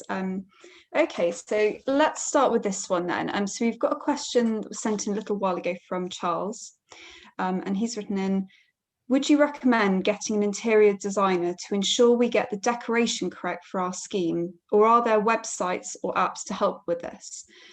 Also, we're planning an ICF for our build, and we'll be having a polished concrete floors on both the upstairs and downstairs. Will this cause issues with the underfloor heating? I appreciate there's sort of two questions actually in that one. We'll start with the top one. Take the underfloor heating one, and then I think possibly Natasha will look at the other one. The underfloor heating with polished concrete, just be very careful that the polished concrete will probably have expansion cut into it. Usually they'll cut a line every 2 meters and then fill it with a flexible grout, because the floor will tend to crack with the heat.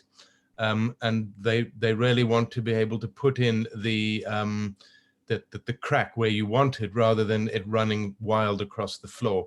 So it is something to look at. And also the expansion, if the polished concrete floor is too big, as it expands, it will start pushing the walls slightly, and you'll start noticing things going wrong there. So talk to the underfloor heating guys and talk to the polished concrete guys, because the polished concrete is harder on the surface than underneath. So just be aware that there might be some cracking on it, and check whether they have designed that in. Then I think if there's anyone out there that'll take care of the other half of that question. Hi. Thank you. So in terms of it being, it was about hiring an interior designer for schemes. I think it's there are things like apps and websites that you can go on for kind of for inspiration. But I think having a professional, having a designer to kind of curate for you can take out that sort of unknown part of your project, and give you some kind of confidence and clarity moving forward, because you know that scheme's going to kind of be set in stone and something that's really going to work and be quite exciting.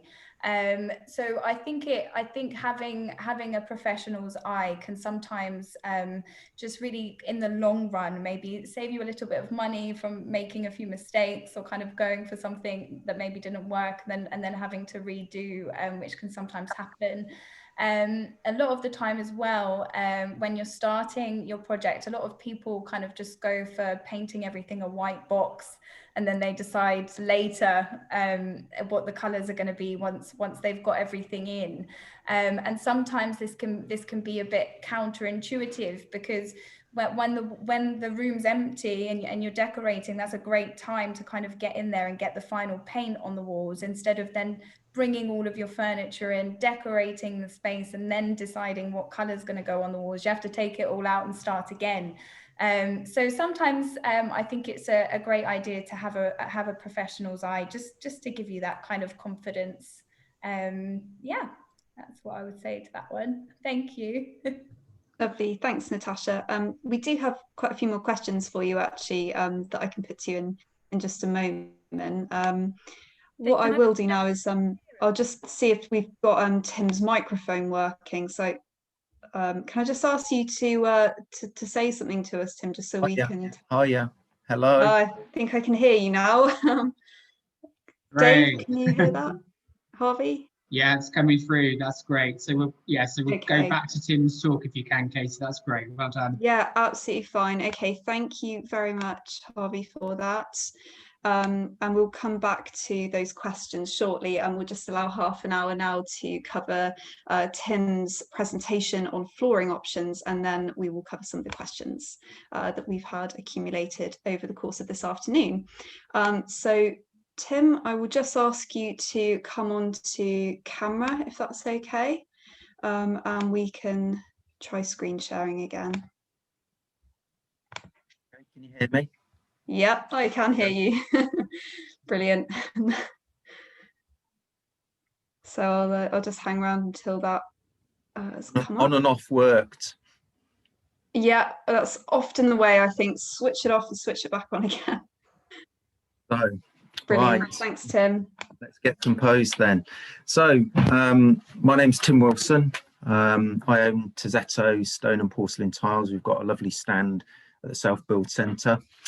I began my career in tiling as a tiler as young as 16.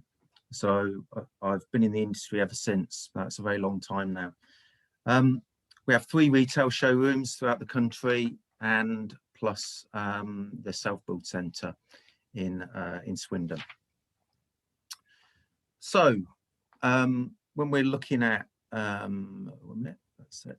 when we're looking at internal finishes, then I'm going to cover 2 main areas and then have questions at the end of it. So we have stone tiles and we have porcelain tiles are the major areas, really. There are many different stone tiles available in different finishes. Porcelain tiles, I can give you some information on different types and styles, and maybe at the end of it you'll decide whether you're a stone person or a porcelain person. And at the end I'll do questions. So beginning with stone tiles, we really, stone is a quarried product. So it comes out of the ground and it gets broken down into 3 particular products that you may see on the market, really. You've got limestone, marble, travertine and sandstone. So if we look at the makeup of these products, because I think it's quite important, the 2 major products that everyone buy now really is limestone and marble. So limestone is a sediment rock. It's made up of shells and microskeletons on the seabed over many years, and the sediment is compressed to form a very solid, hard rock. It's very dense, very hard wearing for the home, and certain limestones can go out inside and outside as well. They can. And then when we're looking at marble, marble is actually formed from limestone, and limestone is set in the ground, and then as it gets closer to the core's earth, heat and pressure force the stone to move and solidify, and these changes the appearance of the marble, which forms the classic veins and swirls you may be familiar. Again, this is a solid, dense material for use in the home. The only thing I would say that in the installation process, you probably have to show it a bit more love really to install it, but it's a very nice product. Travertine is the 3rd one. Travertine's a product which has been around for many years. There's various different qualities of it on the market. This is really formed later on. It's one of the older in the timeline between limestone and marble. It's the oldest, and basically it's formed in it has holes and pits in it, and these are formed by hot springs being forced through the actual rock. Sometimes people make judgments on stone by travertine, which is a bit of a shame really, because I think stone gets a bit of a hard time out there, and this is sometimes formed from views on travertine, because travertine in the 1980s was flooded on the market, and there's so much difference in quality out there because it does have holes and pits in the face of it, and depending on the quality can mean, for example, that you could walk on a travertine floor and a stiletto heel could go through it. The better quality, that won't happen. So it's important that we don't judge all floorings, all stone floorings based on the travertine experience, because I had travertine, and it is hard work to look after. And then we've got sandstone. Sandstone we're all familiar with really, exterior paving areas. You know, people do put it inside, but it's a very challenging product. It is sand, so sand is hard to seal, hard to look after, hard to clean. You know, exterior areas, you know, it's a very good price point, very price focused. You know, the best two products on the market are limestone and marble, which as a company we tend to focus on really, and that is because of the durability of it. And then within limestone you get different products which are harder and softer. So limestone is a bit like buying a car, lots of different qualities on the market. So for example, a good example of a very porous limestone is Cotswolds limestone, very porous material. If you were to put a cup on it, it would mark it and stain it. Harder, denser materials, limestones that we tend to sell and focus on really, that wouldn't necessarily happen.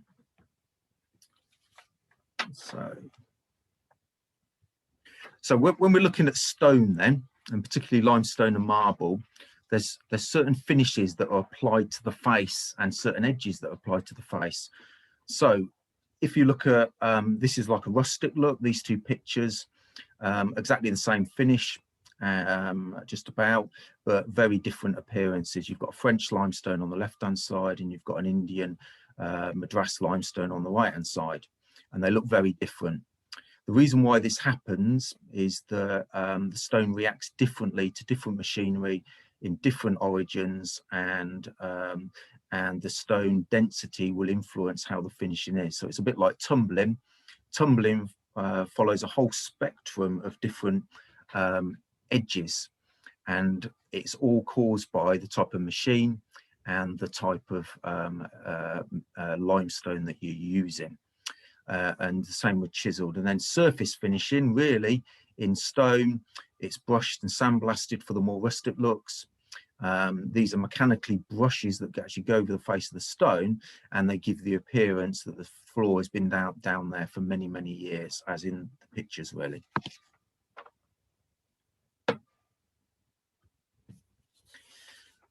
So when we're looking at classic looks, you know, with marble and limestone, you can have square edges.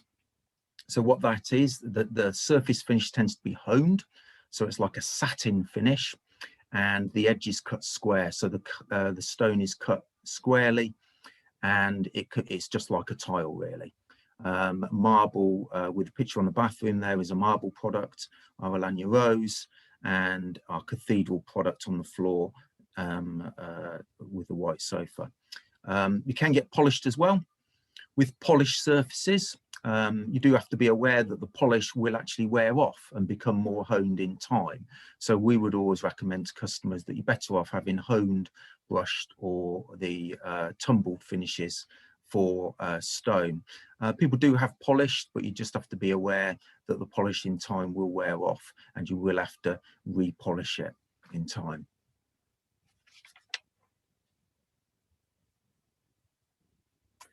So sometimes the benefits of stone then, I think it's really hard. I mean, I am a stone purist, and we'll talk about porcelain in a minute. But you know, it's very hard to get that authentic look with a porcelain tile. You know, these products, sometimes it shocked me how I've walked into jobs and I've looked at a space and just thought, wow, that's incredible. That floor looks as if it's been there for many, many years. And that's the idea, especially when you're looking at rustic type stone floors. With protection on the floor, we recommend you do have to seal all stone. The sealer is extremely important, and I will speak to that in later on, because a good sealer, and it's worth investing in sealers, and especially that we sell, because we've tried and tested them from in the installation background. We spent a lot of time trying different sealers out, and a good sealer can last up to 7 years. It does depend a bit on the stone you use and also the type of people you are, really, and what you do to it and how you maintain the floor. And what I mean by maintenance is, often in the industry, stone, people say there's a lot of maintenance. We tend not to apply any other surface finish onto the tile, so we don't use waxes. Waxes are often associated with terracotta products, but people think that you have to apply waxes. And as soon as you apply waxes and things like that, you tend to create maintenance. So you may have to re-put that on every 6 months. We don't recommend that. We just recommend to use a very good sealer, and you will get longevity if you use the right cleaning products. Ability to repair. So one of the benefits I feel of stone is that if you damage it, you can pretty much repair it. You know, you will mark stone, but you can polish things out. And if you've got a very aged stone and you drop and chip something, drop and chip the tile, you can often fill it, sand it, and bring it back to its natural beauty. We've even had someone many years ago ring up who had a lovely stone floor, and it was under 8 feet of water a few days after Boxing Day, and basically they managed to retrieve the floor back to its natural beauty. So the floor is still there to this day. Cost, I mean, stone is very accessible in price. I mean, we have lots of different price points. You do pay for what you get. You know, we control our qualities very well, and that comes from our own experience from the installation process. I spend a lot of time particularly looking at quality and internet and things like that, and you know, we are very competitive for the type of quality that we offer our customer base. It's one of the best underfloor heating conductors on the market as well. So you know, a 20mm limestone, the heat will slowly disperse over time. It's one of the best on the market. It's very versatile as well, and what I mean by that is sometimes you can't beat stone on edges. So one of my pet hates with porcelain is tile trims. You know, stone, you don't have to use that. You can polish the edges up. You get someone professionally to do it. It can look absolutely fantastic. And with that, you can do vanity tops, windowsills, staircases. You can pretty much do anything with stone within reason. So porcelain then. So what I'm going to be covering is these areas really. What is rectified, what is non-rectified, internal, external, prints and repeats. Porcelain are a man-made product. To get to a porcelain tile, it's actually a quarried product as well, but it's a lot of different crushed stones which have crushed into dust, and then they're basically baked at extremely high temperatures. So sometimes people say to us, you know, they look at porcelain and think, oh, it's going to be a bit like a teacup, which is very fragile, but it's a slightly different process that it goes through, or very different process that it goes through. The actual porcelain dust gets put into a mold, and then it's baked at extreme high temperatures, and it comes out extremely hard. So when we're looking at rectified and non-rectified, what we mean by that is that what happens is when the product, the tile goes into its mold and baked, it heats up and expands. So that, in theory, could be classed as a non-rectified tile. That means that the edges will be slightly rounded, and it also means that the thickness of joint will be much wider because the tiles will vary in price. So you tend to find non-rectified tiles are cheaper than rectified tiles. Rectified tiles are the cut down version of the non-rectified. So what that means is quite a lot of products have the option to have a rectified version. And this means you can have very close grout joints. So if you look at the porcelain wood on the top picture there, that's about a 2 mil grout joint. This enables, obviously, to have that seamless look. And it's something that we do a lot of. Every single tile just about it we do is rectified because of this, because it does give you such a better finish. Means you can have very tight grout joints. So with porcelain, you get several different finishes. You get polished, which is really, really shiny, picture at the bottom, you know, and these are high shine. Can be a bit demanding to look after, if I'm honest, because it's like keeping glass clean, but a lot of people go for it. And then you have natural, which is more of a satin finish. This is the more popular choice. It tends to cover up air, you know, marks and things like that. So practically it can be a lot better in a home environment. And Leparto is actually a finish that is in between polished and natural. So what that means is it's almost like it's very good if you want a shiny surface, but you don't want the high maintenance really of looking after a polished surface. It's a good in-between option. And then we have external anti-slipped options as well. And these are basically really for exterior around swimming pools, etc. So if we look at this picture here, this is an external picture and an internal one.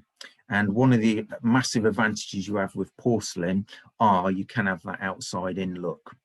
So the exterior product is exactly the same as the interior product in print and color way and size of tile. And we do a large range of products which offer that seamless look from going inside to out. The only difference is that sometimes the thickness of the tile outside can be either 20 or 10, and that depends on the application of what you're doing outside, really. And the face has what is known as an R11 reading. So that means that it's non-slip. So the exterior product will be non-slip.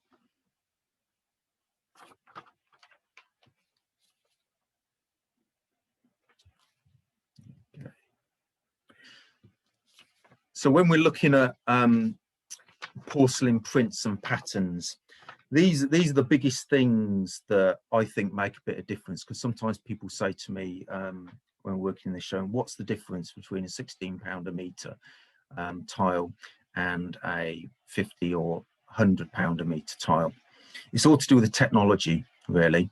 When I began searching on the market, because we only used to sell stone tiles, I was quite depressed how rubbish a lot of the porcelain tiles are out there.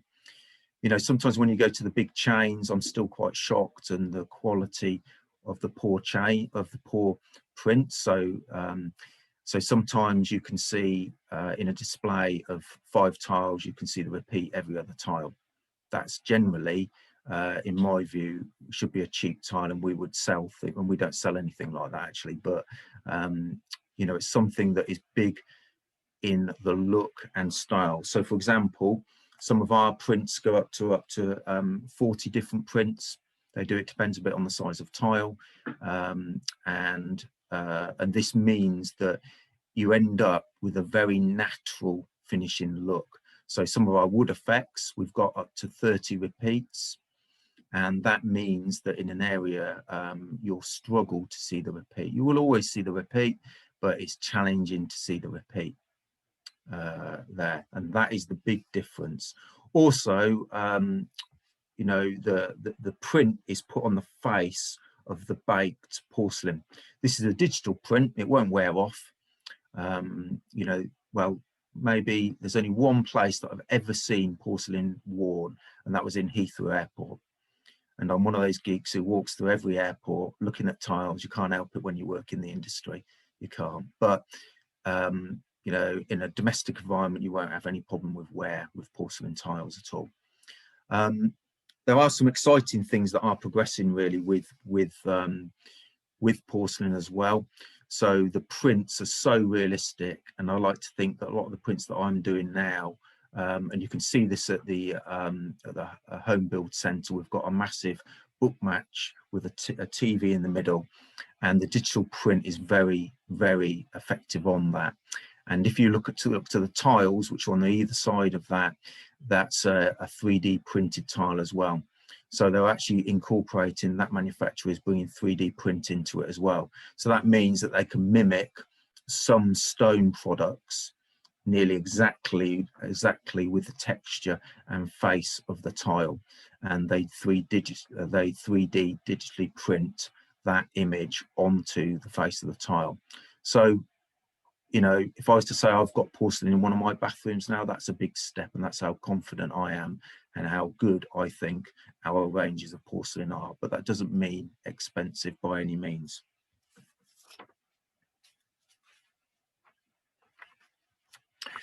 So some of the benefits of porcelain then. Durability. It's arguably one of the hardest wearing products on the market. You know, you can chip it, you can damage it, but you know, there's not many floors that you can't do that. You know, there isn't a floor out there that can offer any more really. It's hard to chip, and you know, durability, they're very easy to clean. You don't need to seal them. A lot of manufacturers now are doing antibacterial properties now. So, you know, this is obviously the new thing with COVID. You know, there's one manufacturer we've been using for years, which offers this anyway, and it means that bugs won't stick to it basically. Underfloor heating, it's not as good as stone, and that's because of the density of porcelain. It's basically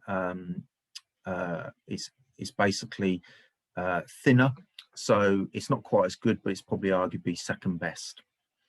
Size of tile, we do size, you know, it comes in lots of different formats, ranging from 30 centimeters to 60 centimeters, and going up to 2.6 meters to 1 meter, so big slabs. You know, a lot of people now are buying sort of 120 centimeters by 60 centimeters and 90 centimeters by 90 or meter by meter.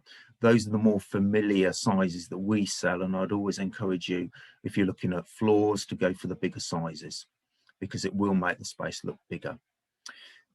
As stated there, I've said the prints are very realistic. You know, some people will be fooled. We have got a couple of products where people think it's actually natural stone.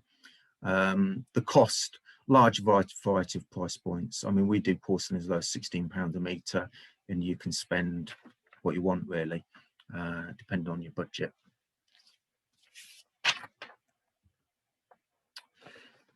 So, questions then. So, when I'm working in showrooms, I'm often asked a number of questions, which, you know, there's quite a list of them really, but these are the few of the ones that I think we need to talk about. So the first one is, are tiles slippery? Sometimes yes, the answer often is with this is, if you put a polished surface and put water on it, you know, the likelihood it's going to be slippery. However, you know, every floor surface, you know, that they do have readings on them. So that means our readings. So an R9 reading is a standard floor surface standard that's brought in to make sure it's not slippery. So our showrooms, for example, we tend to put polished surfaces at the back of the showroom for evident reason. We've got people walking with wet feet into our showrooms, where we have natural at the front of the showroom. Stone doesn't have our readings. Stone is a natural product, so it doesn't have these kind of readings. A lot of it is based on common sense.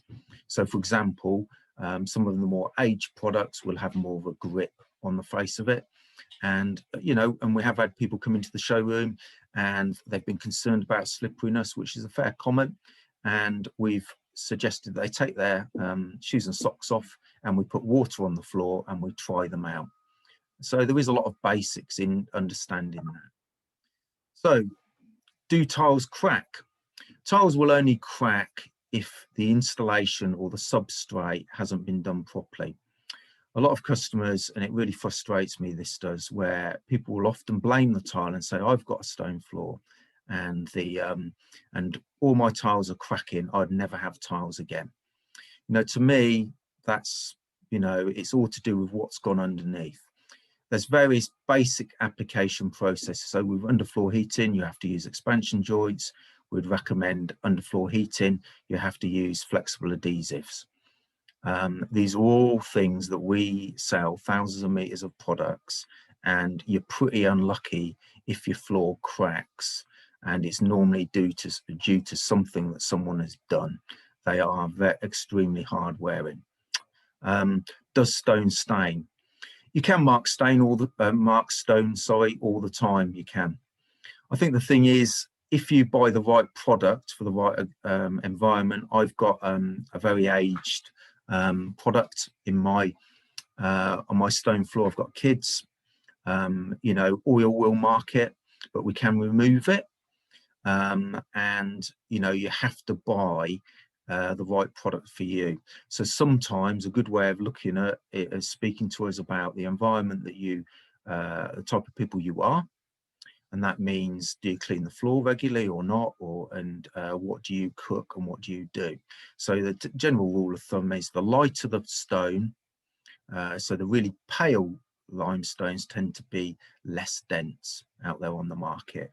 We have a few light stones which are dense. You do have to be a bit more cautious about the way you look after them, but it's proven that many people that we sell to haven't had problems with these products. So it depends on the environment and the choice of stone you use. So what would happen if I dropped a heavy object on my tile? So out of hardness, I suppose, I always say to customers that the big thing about flooring is compared to what. So the thing is with stone, if you were to drop something onto it, there is a potential that you could damage it. You know, the good thing about stone, you can repair it. It's hard to chip. Sometimes with aged products, it doesn't matter because all you do is sand it out and that's it. You know, if you drop in a sharp object on there, there is a risk that you can damage floors. But that's across all the floors. It doesn't matter whether it's wood, anything, Carndine, any of these products, that you can actually damage the floors as well. Porcelain, you're pretty unlucky if you chip a porcelain tile. You know, the grout joints are very tight together, and it has to be a major incident for you to damage a porcelain floor. You know, I wish I could say that there was a totally indestructible floor out there that cleaned itself, and you could chuck things on it all the time and that's it, but it doesn't exist, promise me, it doesn't. You know, but I think out of smooth floorings, I think porcelain and stone are one of the most durable on the market. Okay, that's me then. I suppose, are there any questions? Hi Tim, thank you very much for that. So I think what we're going to do now, just really in the interest of time, is we'll move on to our question time session. So we have had a few questions come through for you regarding flooring, but we will cover them quite generally with everyone else, if that's okay. So what I will do now is ask all of our panelists to come back on camera, please, and we can begin our question time. So the way it's going to work is I will pick out the questions from the Q&A function that have been sent in throughout the afternoon. I'm going to put some of the questions across to Dave, who's going to open up the discussion amongst the panelists. Now we've got quite a wide range, really. There's a big scope of topics. So to keep it fair, I will pick the questions sort of quite fairly, really, because obviously we've got stairs, flooring, paint and colour schemes, and lighting design. So it's quite a wide range there. Now, I will start with a question for Meinolf, if that's okay. Yeah, now that we've got everyone on. We do also have Steve. I may just add, actually, before we start, and we've had a few issues just with getting his camera working, but he is joining us to answer questions on lighting, just to confirm that. So make sure that he's there first, actually, before we begin. Can you hear us, Steve? I can. Can you hear me? Yes, I can hear you fine. Sorry about my technical issues. That's all right. Thank you. Okay then, so just to kickstart question time, it's one for you here, Meinolf. So it was sent in quite early on, actually, in the session. It's from Peter, and it's: have you ever built a staircase with storage drawers in the risers? I know of the staircases. We've designed a few, we've never built one. And I'm not against building one. The only thing is the safety.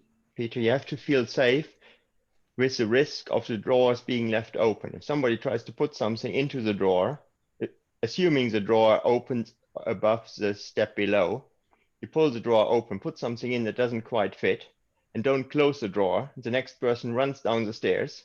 Instead of reaching the tread, they end up with a foot inside the drawer, and it could turn into a nasty accident. So that's my concern, and that's what I explained to everybody. And so far, every client has said, okay, yeah, maybe it's not such a good idea, simply for safety reasons. Otherwise, it wouldn't be a problem to build it. And we have put drawers to the side. And what I would prefer to do is make a staircase that has storage compartments where you can flip up the tread. So you flip the tread open, put things in, and then the tread will be hinged at an angle that it doesn't stay open by itself. So as soon as you let go, it automatically closes. And if you run down the stairs and it should be not fully closed, you just simply step on the tread and crush whatever is underneath, but you're safe. Thank you.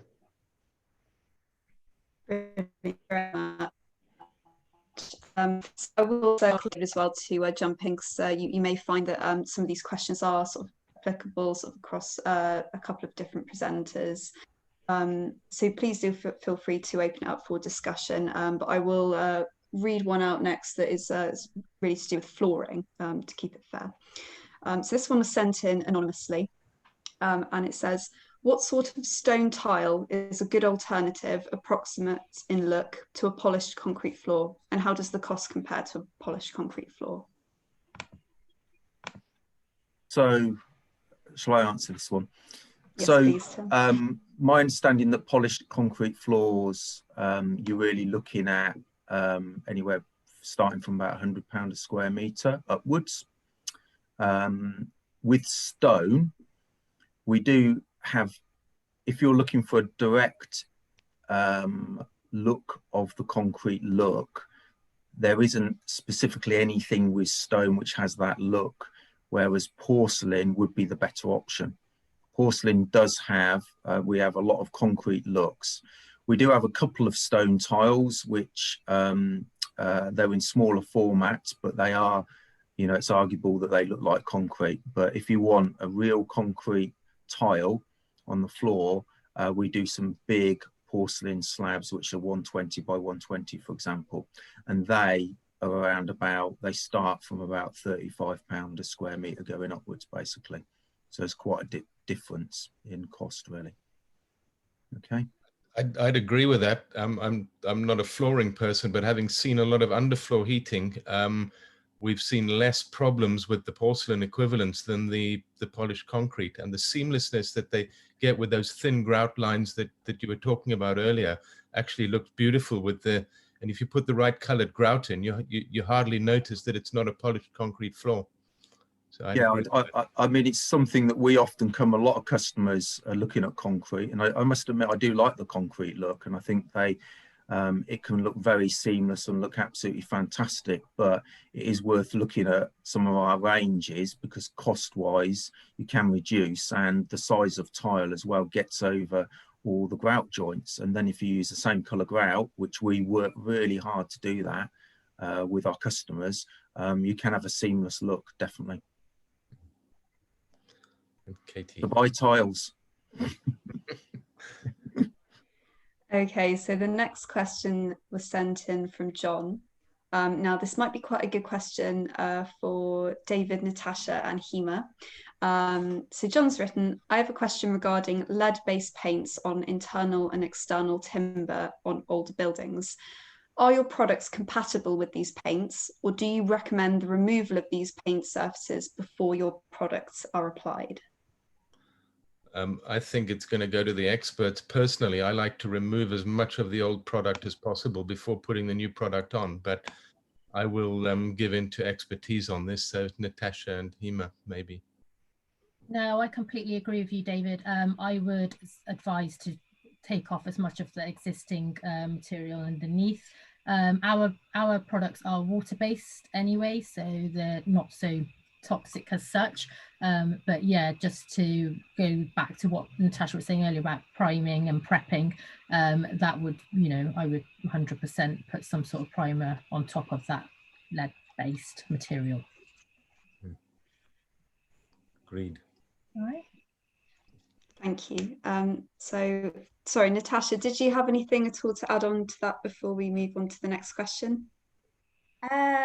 Well, I don't want to sound repetitive, but yeah, as I said in the presentation, preparation is key, and getting that kind of getting that desired finish will involve usually kind of stripping back and sanding down anything that's been there before, just to set yourself up with a really kind of primed and prepped, ready to go kind of surface. So yeah, I'd just be repeating, but yeah, definitely to get rid of it.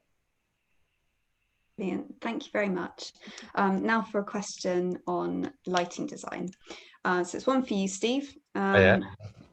Hello. So this one's sent in from Gordon, and he's asking, we will have a large island in our kitchen with a lantern over it. What is the best way of lighting this area, please?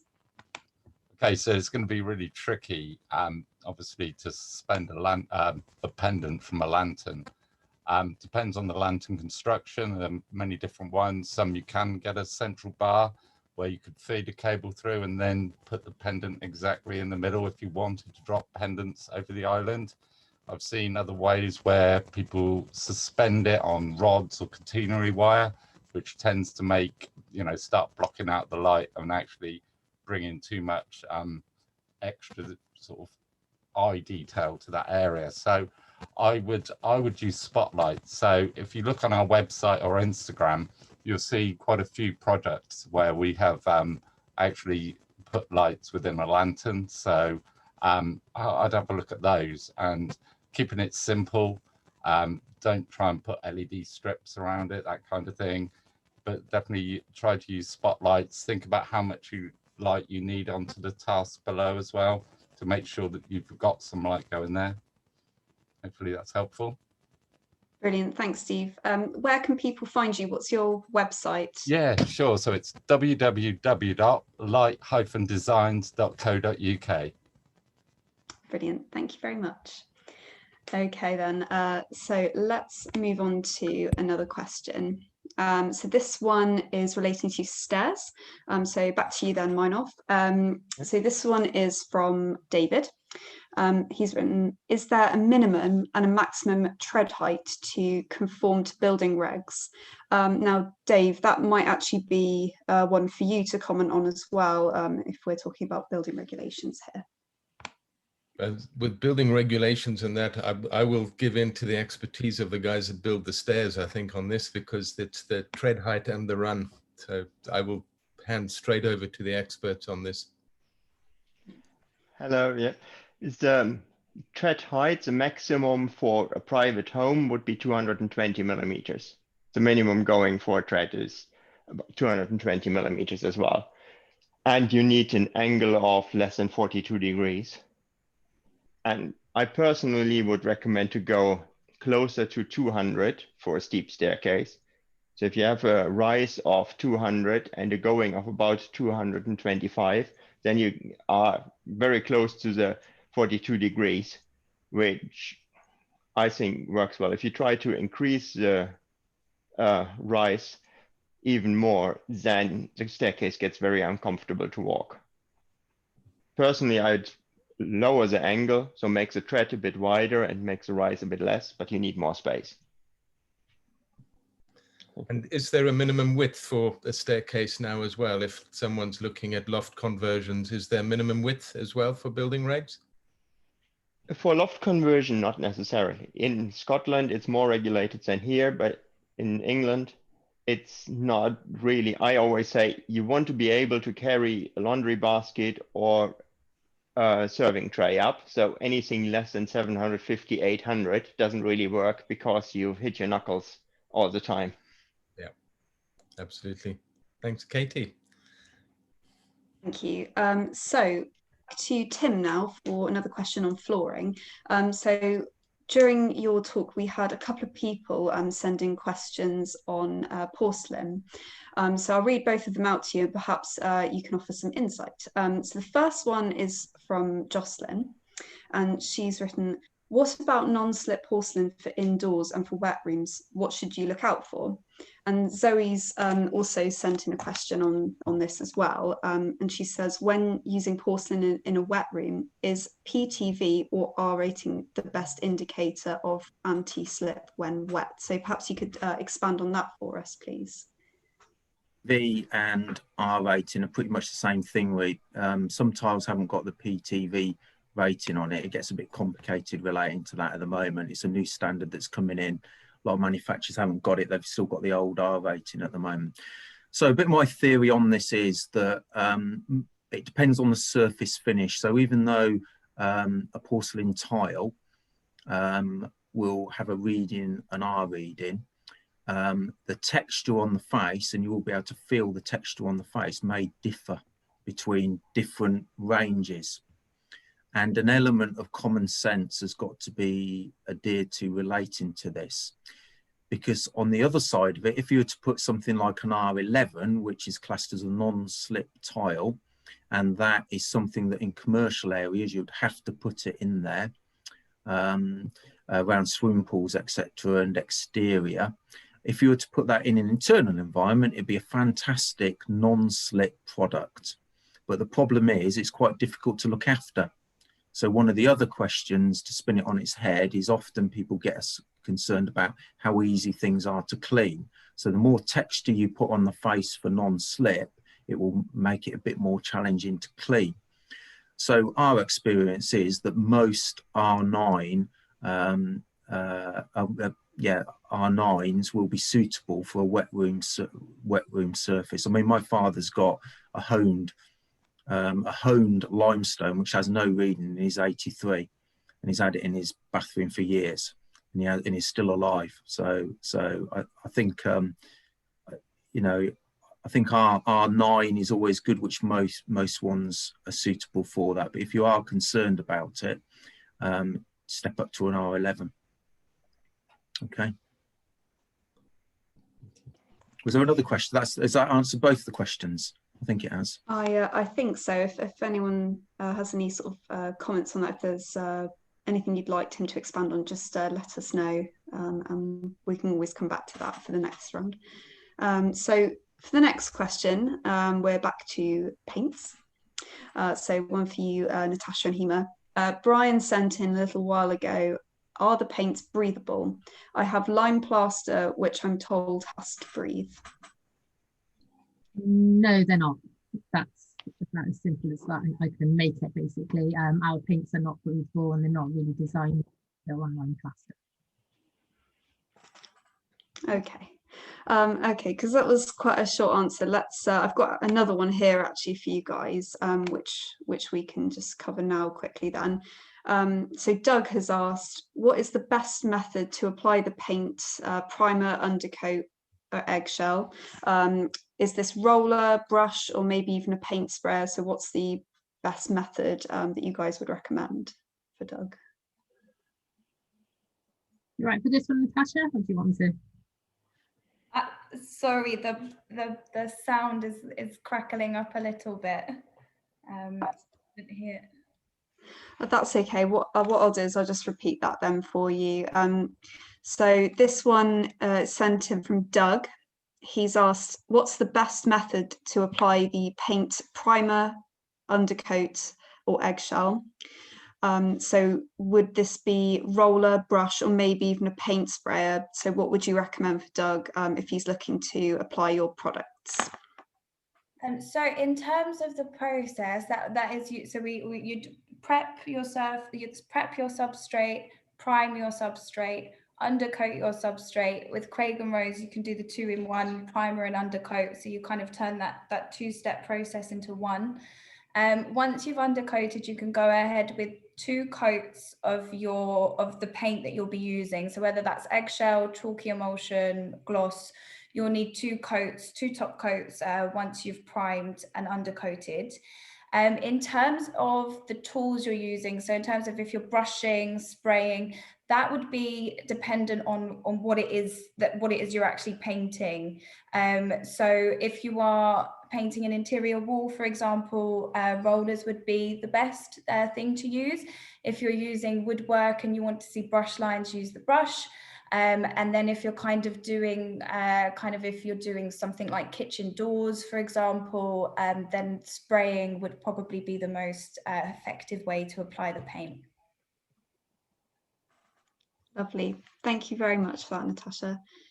Okay, so moving on then to lighting again. There's another question then for you, Steve. This one has been sent in anonymously. And it was sent in during your presentation. They've commented on some of the case studies that you showed us. They say they look amazing, but some of the projects look quite high end. So they would like to know what the typical charge would be for coming up with a lighting plan for a refurbishment and extension to a 3-bed house.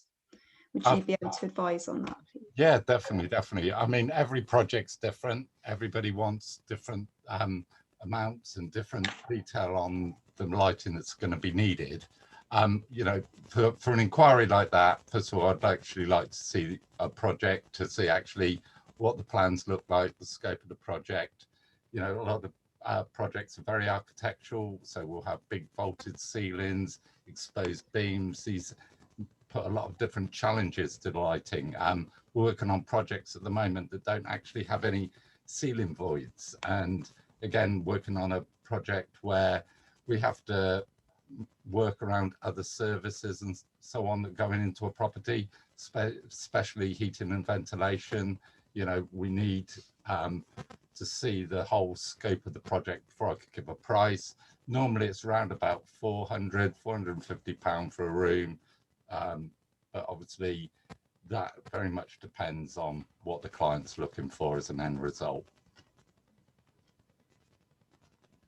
Okay, thank you very much, Steve. Okay, moving on to another question then. So this one has been sent in from John, and I think this one is for you, Meinolf. So he says, could you discuss from your experiences the key sort of few points noting what could go wrong with designing, procuring and installing a standard timber staircase? Okay. The first thing that can go wrong is that the floor-to-floor height is not right, or that the opening space is not right.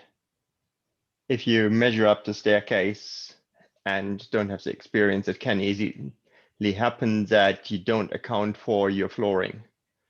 If you measure raw floor to raw floor, and then that's the height you order your staircase for, then you put really heavy natural stone tile on the ground floor, embed that nicely, then you easily add 30-40 mil to the floor, and on the upstairs you put a carpet or a very thin vinyl, then all of a sudden you're 20-30 mil out with your floor to floor height, so the staircase doesn't fit anymore. Either you have the bottom step too low, so when you walk down the staircase, you stumble, or you have the top step too high, then when you enter the staircase upstairs, you could stumble because you have a trip hazard edge.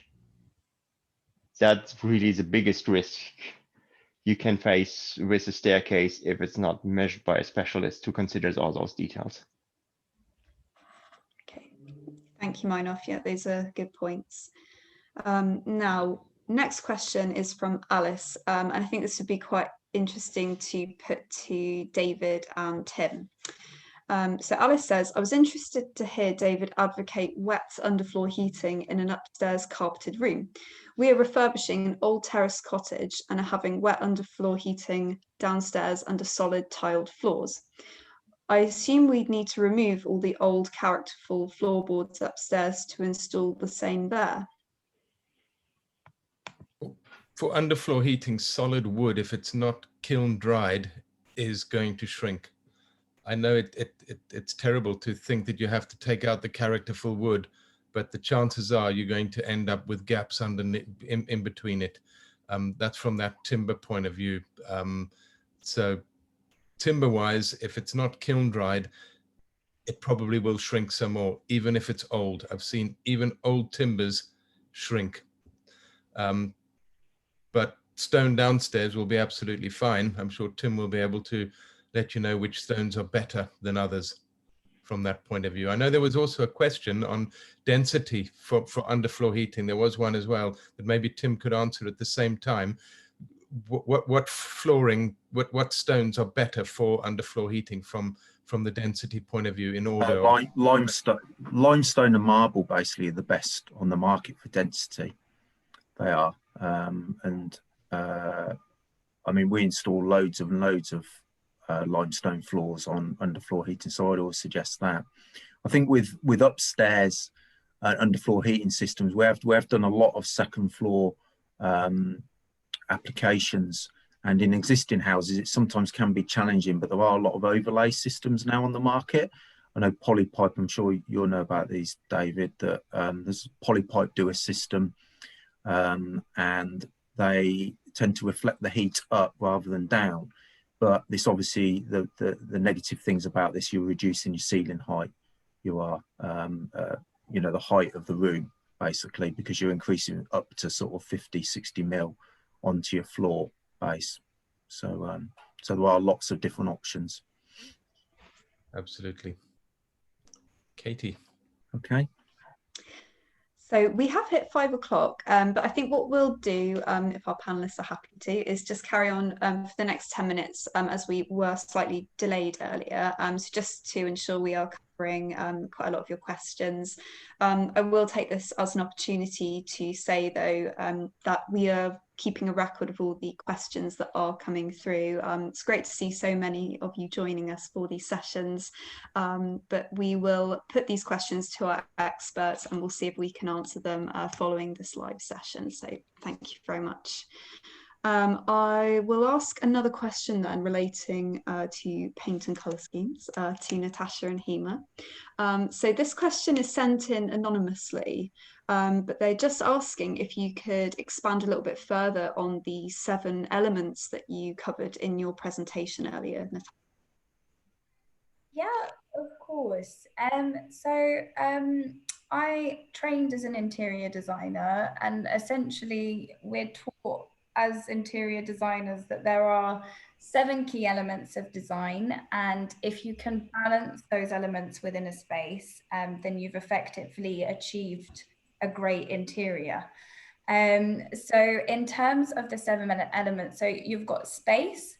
So that's all about really, you know, if you whatever you're designing, you really need to just have a look at how much space you have, who's going to be using it, what it's going to be used for, really understand the space that you have, and really make the most of your space.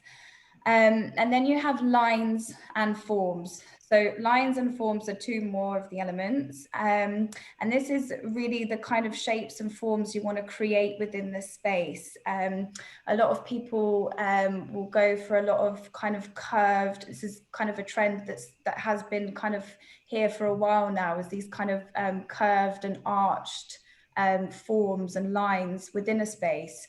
So if you are going for that, you might look at arched windows, you might look at curved furniture, you might, you know, anything that's kind of got that fluidity in its form. If that's what you're going for, then that would be the form kind of element and the lines in the room.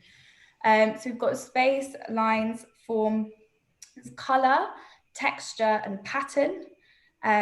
So yeah, again, they're kind of self-explanatory in terms of you're going to kind of experiment with the colors within the room. If you can get the color scheme balanced, that's fab. And all kind of interiors are crying out for texture. You know, sometimes we kind of forget to kind of build in that texture, and the more texture there is, the more intrigue that you begin to build up and layer through your scheme. And then patterns, again, kind of really consider the patterns that are going to be going in there, you know, and are they appropriate for the style and for the feel of the space that you're trying to create. So that's 6, and then number 7 is lighting. Whatever you do in a space will be completely transformed by how you light it. You know, the same space can look very, very different in a kind of dark. You can create so much atmosphere with lighting, and spaces can look really, really different using different lighting. So, you know, lighting is a really big tool in interiors to create mood and atmosphere and all of those things. So across those 7, if you kind of consider those and reflect upon those in your scheme, then you should be kind of producing a really kind of full and complete interior design scheme. Lovely. Thank you very much for that, Natasha. And that final point on lighting leads us quite nicely into the next lighting question that I've got for Steve here. So this question, Steve, is asking, could you possibly comment on choosing a lighting scheme for visually impaired people, please? Wow, that is a very good question and has a lot of elements to it. Probably not something I'd want to cover straight away. Obviously, one thing with lighting is to keep some uniformity.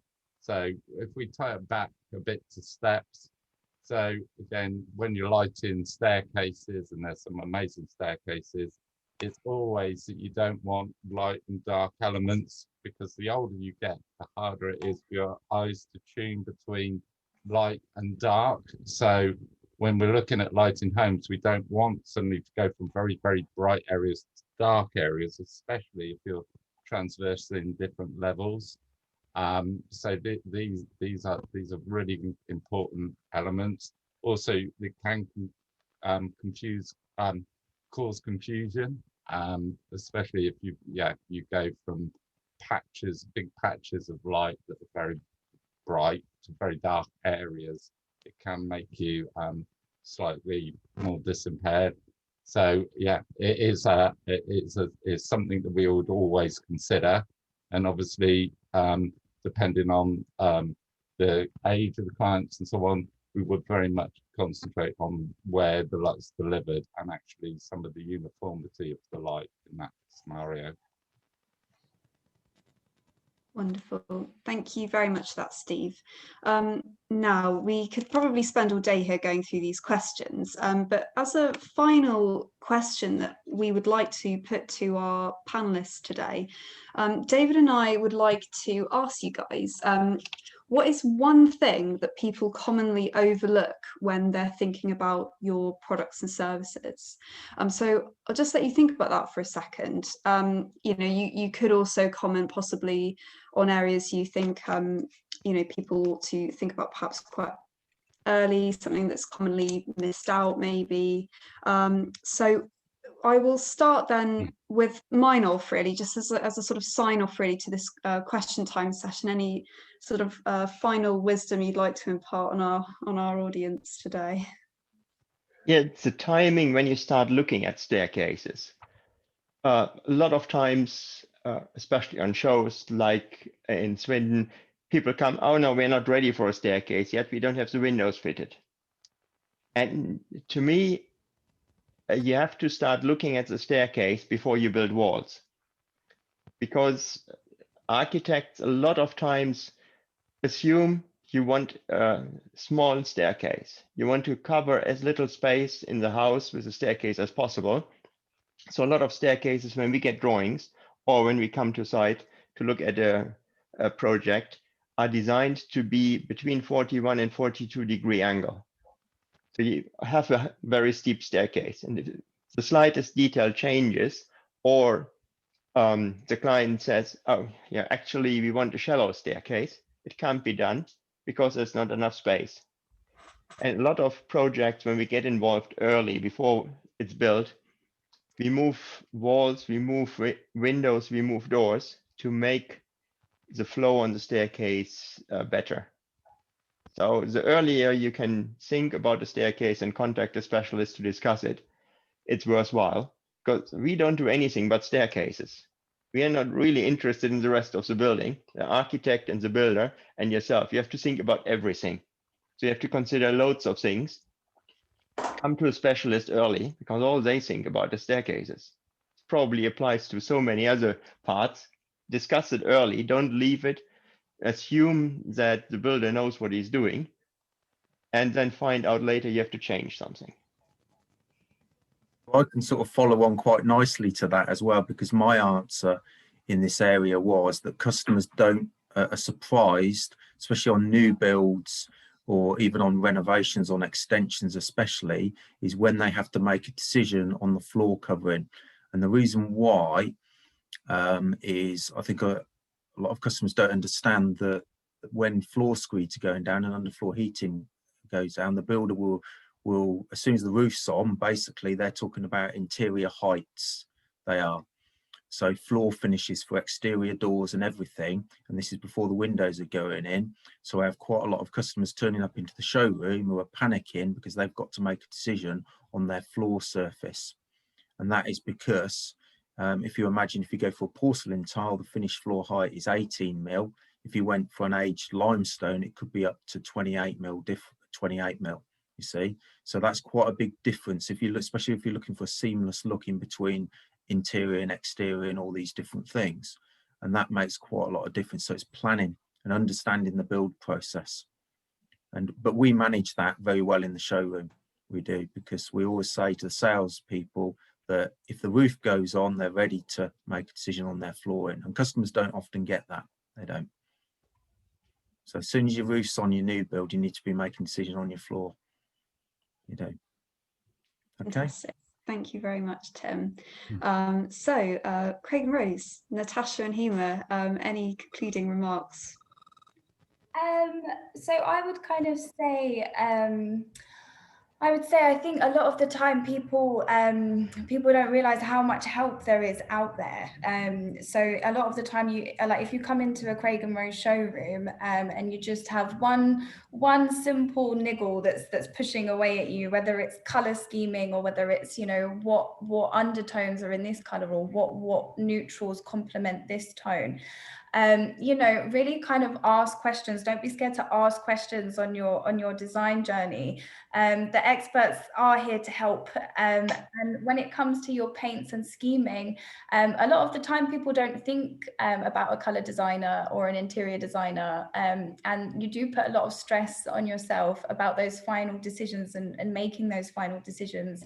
And actually having a color designer is a really cost-effective way to help your project, because ultimately using one will save you money in the long run in terms of kind of steering around any mistakes that you may have come across.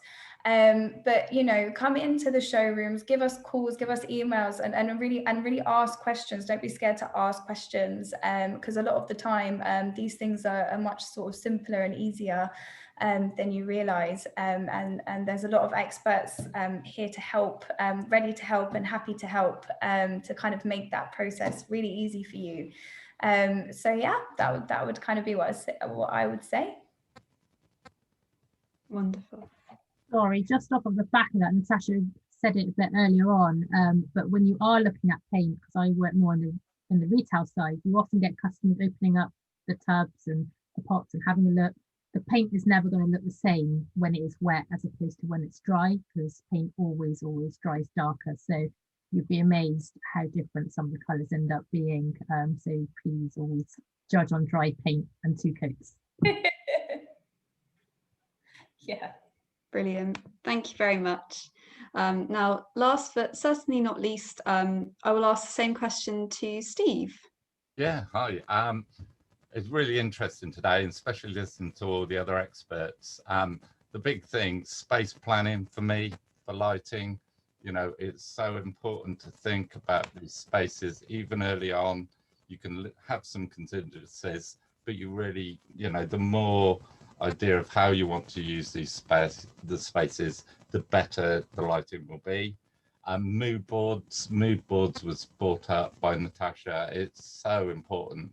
Otherwise, I'm in the dark, to coin a phrase. You know, that idea of what colours you're putting on the wall, what you're putting on the floor, how reflective is it? It all builds this big picture of how the lighting works. And you know, the other thing is the other services that Tim was exactly touching on. Is so important to know the ceiling heights, and all these things, all these different elements always build up the different levels. So again, if your flooring's higher, you're reducing your ceiling height, means you need different amount of light in the space. If it's a bright floor, if it's a dark floor, a dark wall, you need different amounts of light.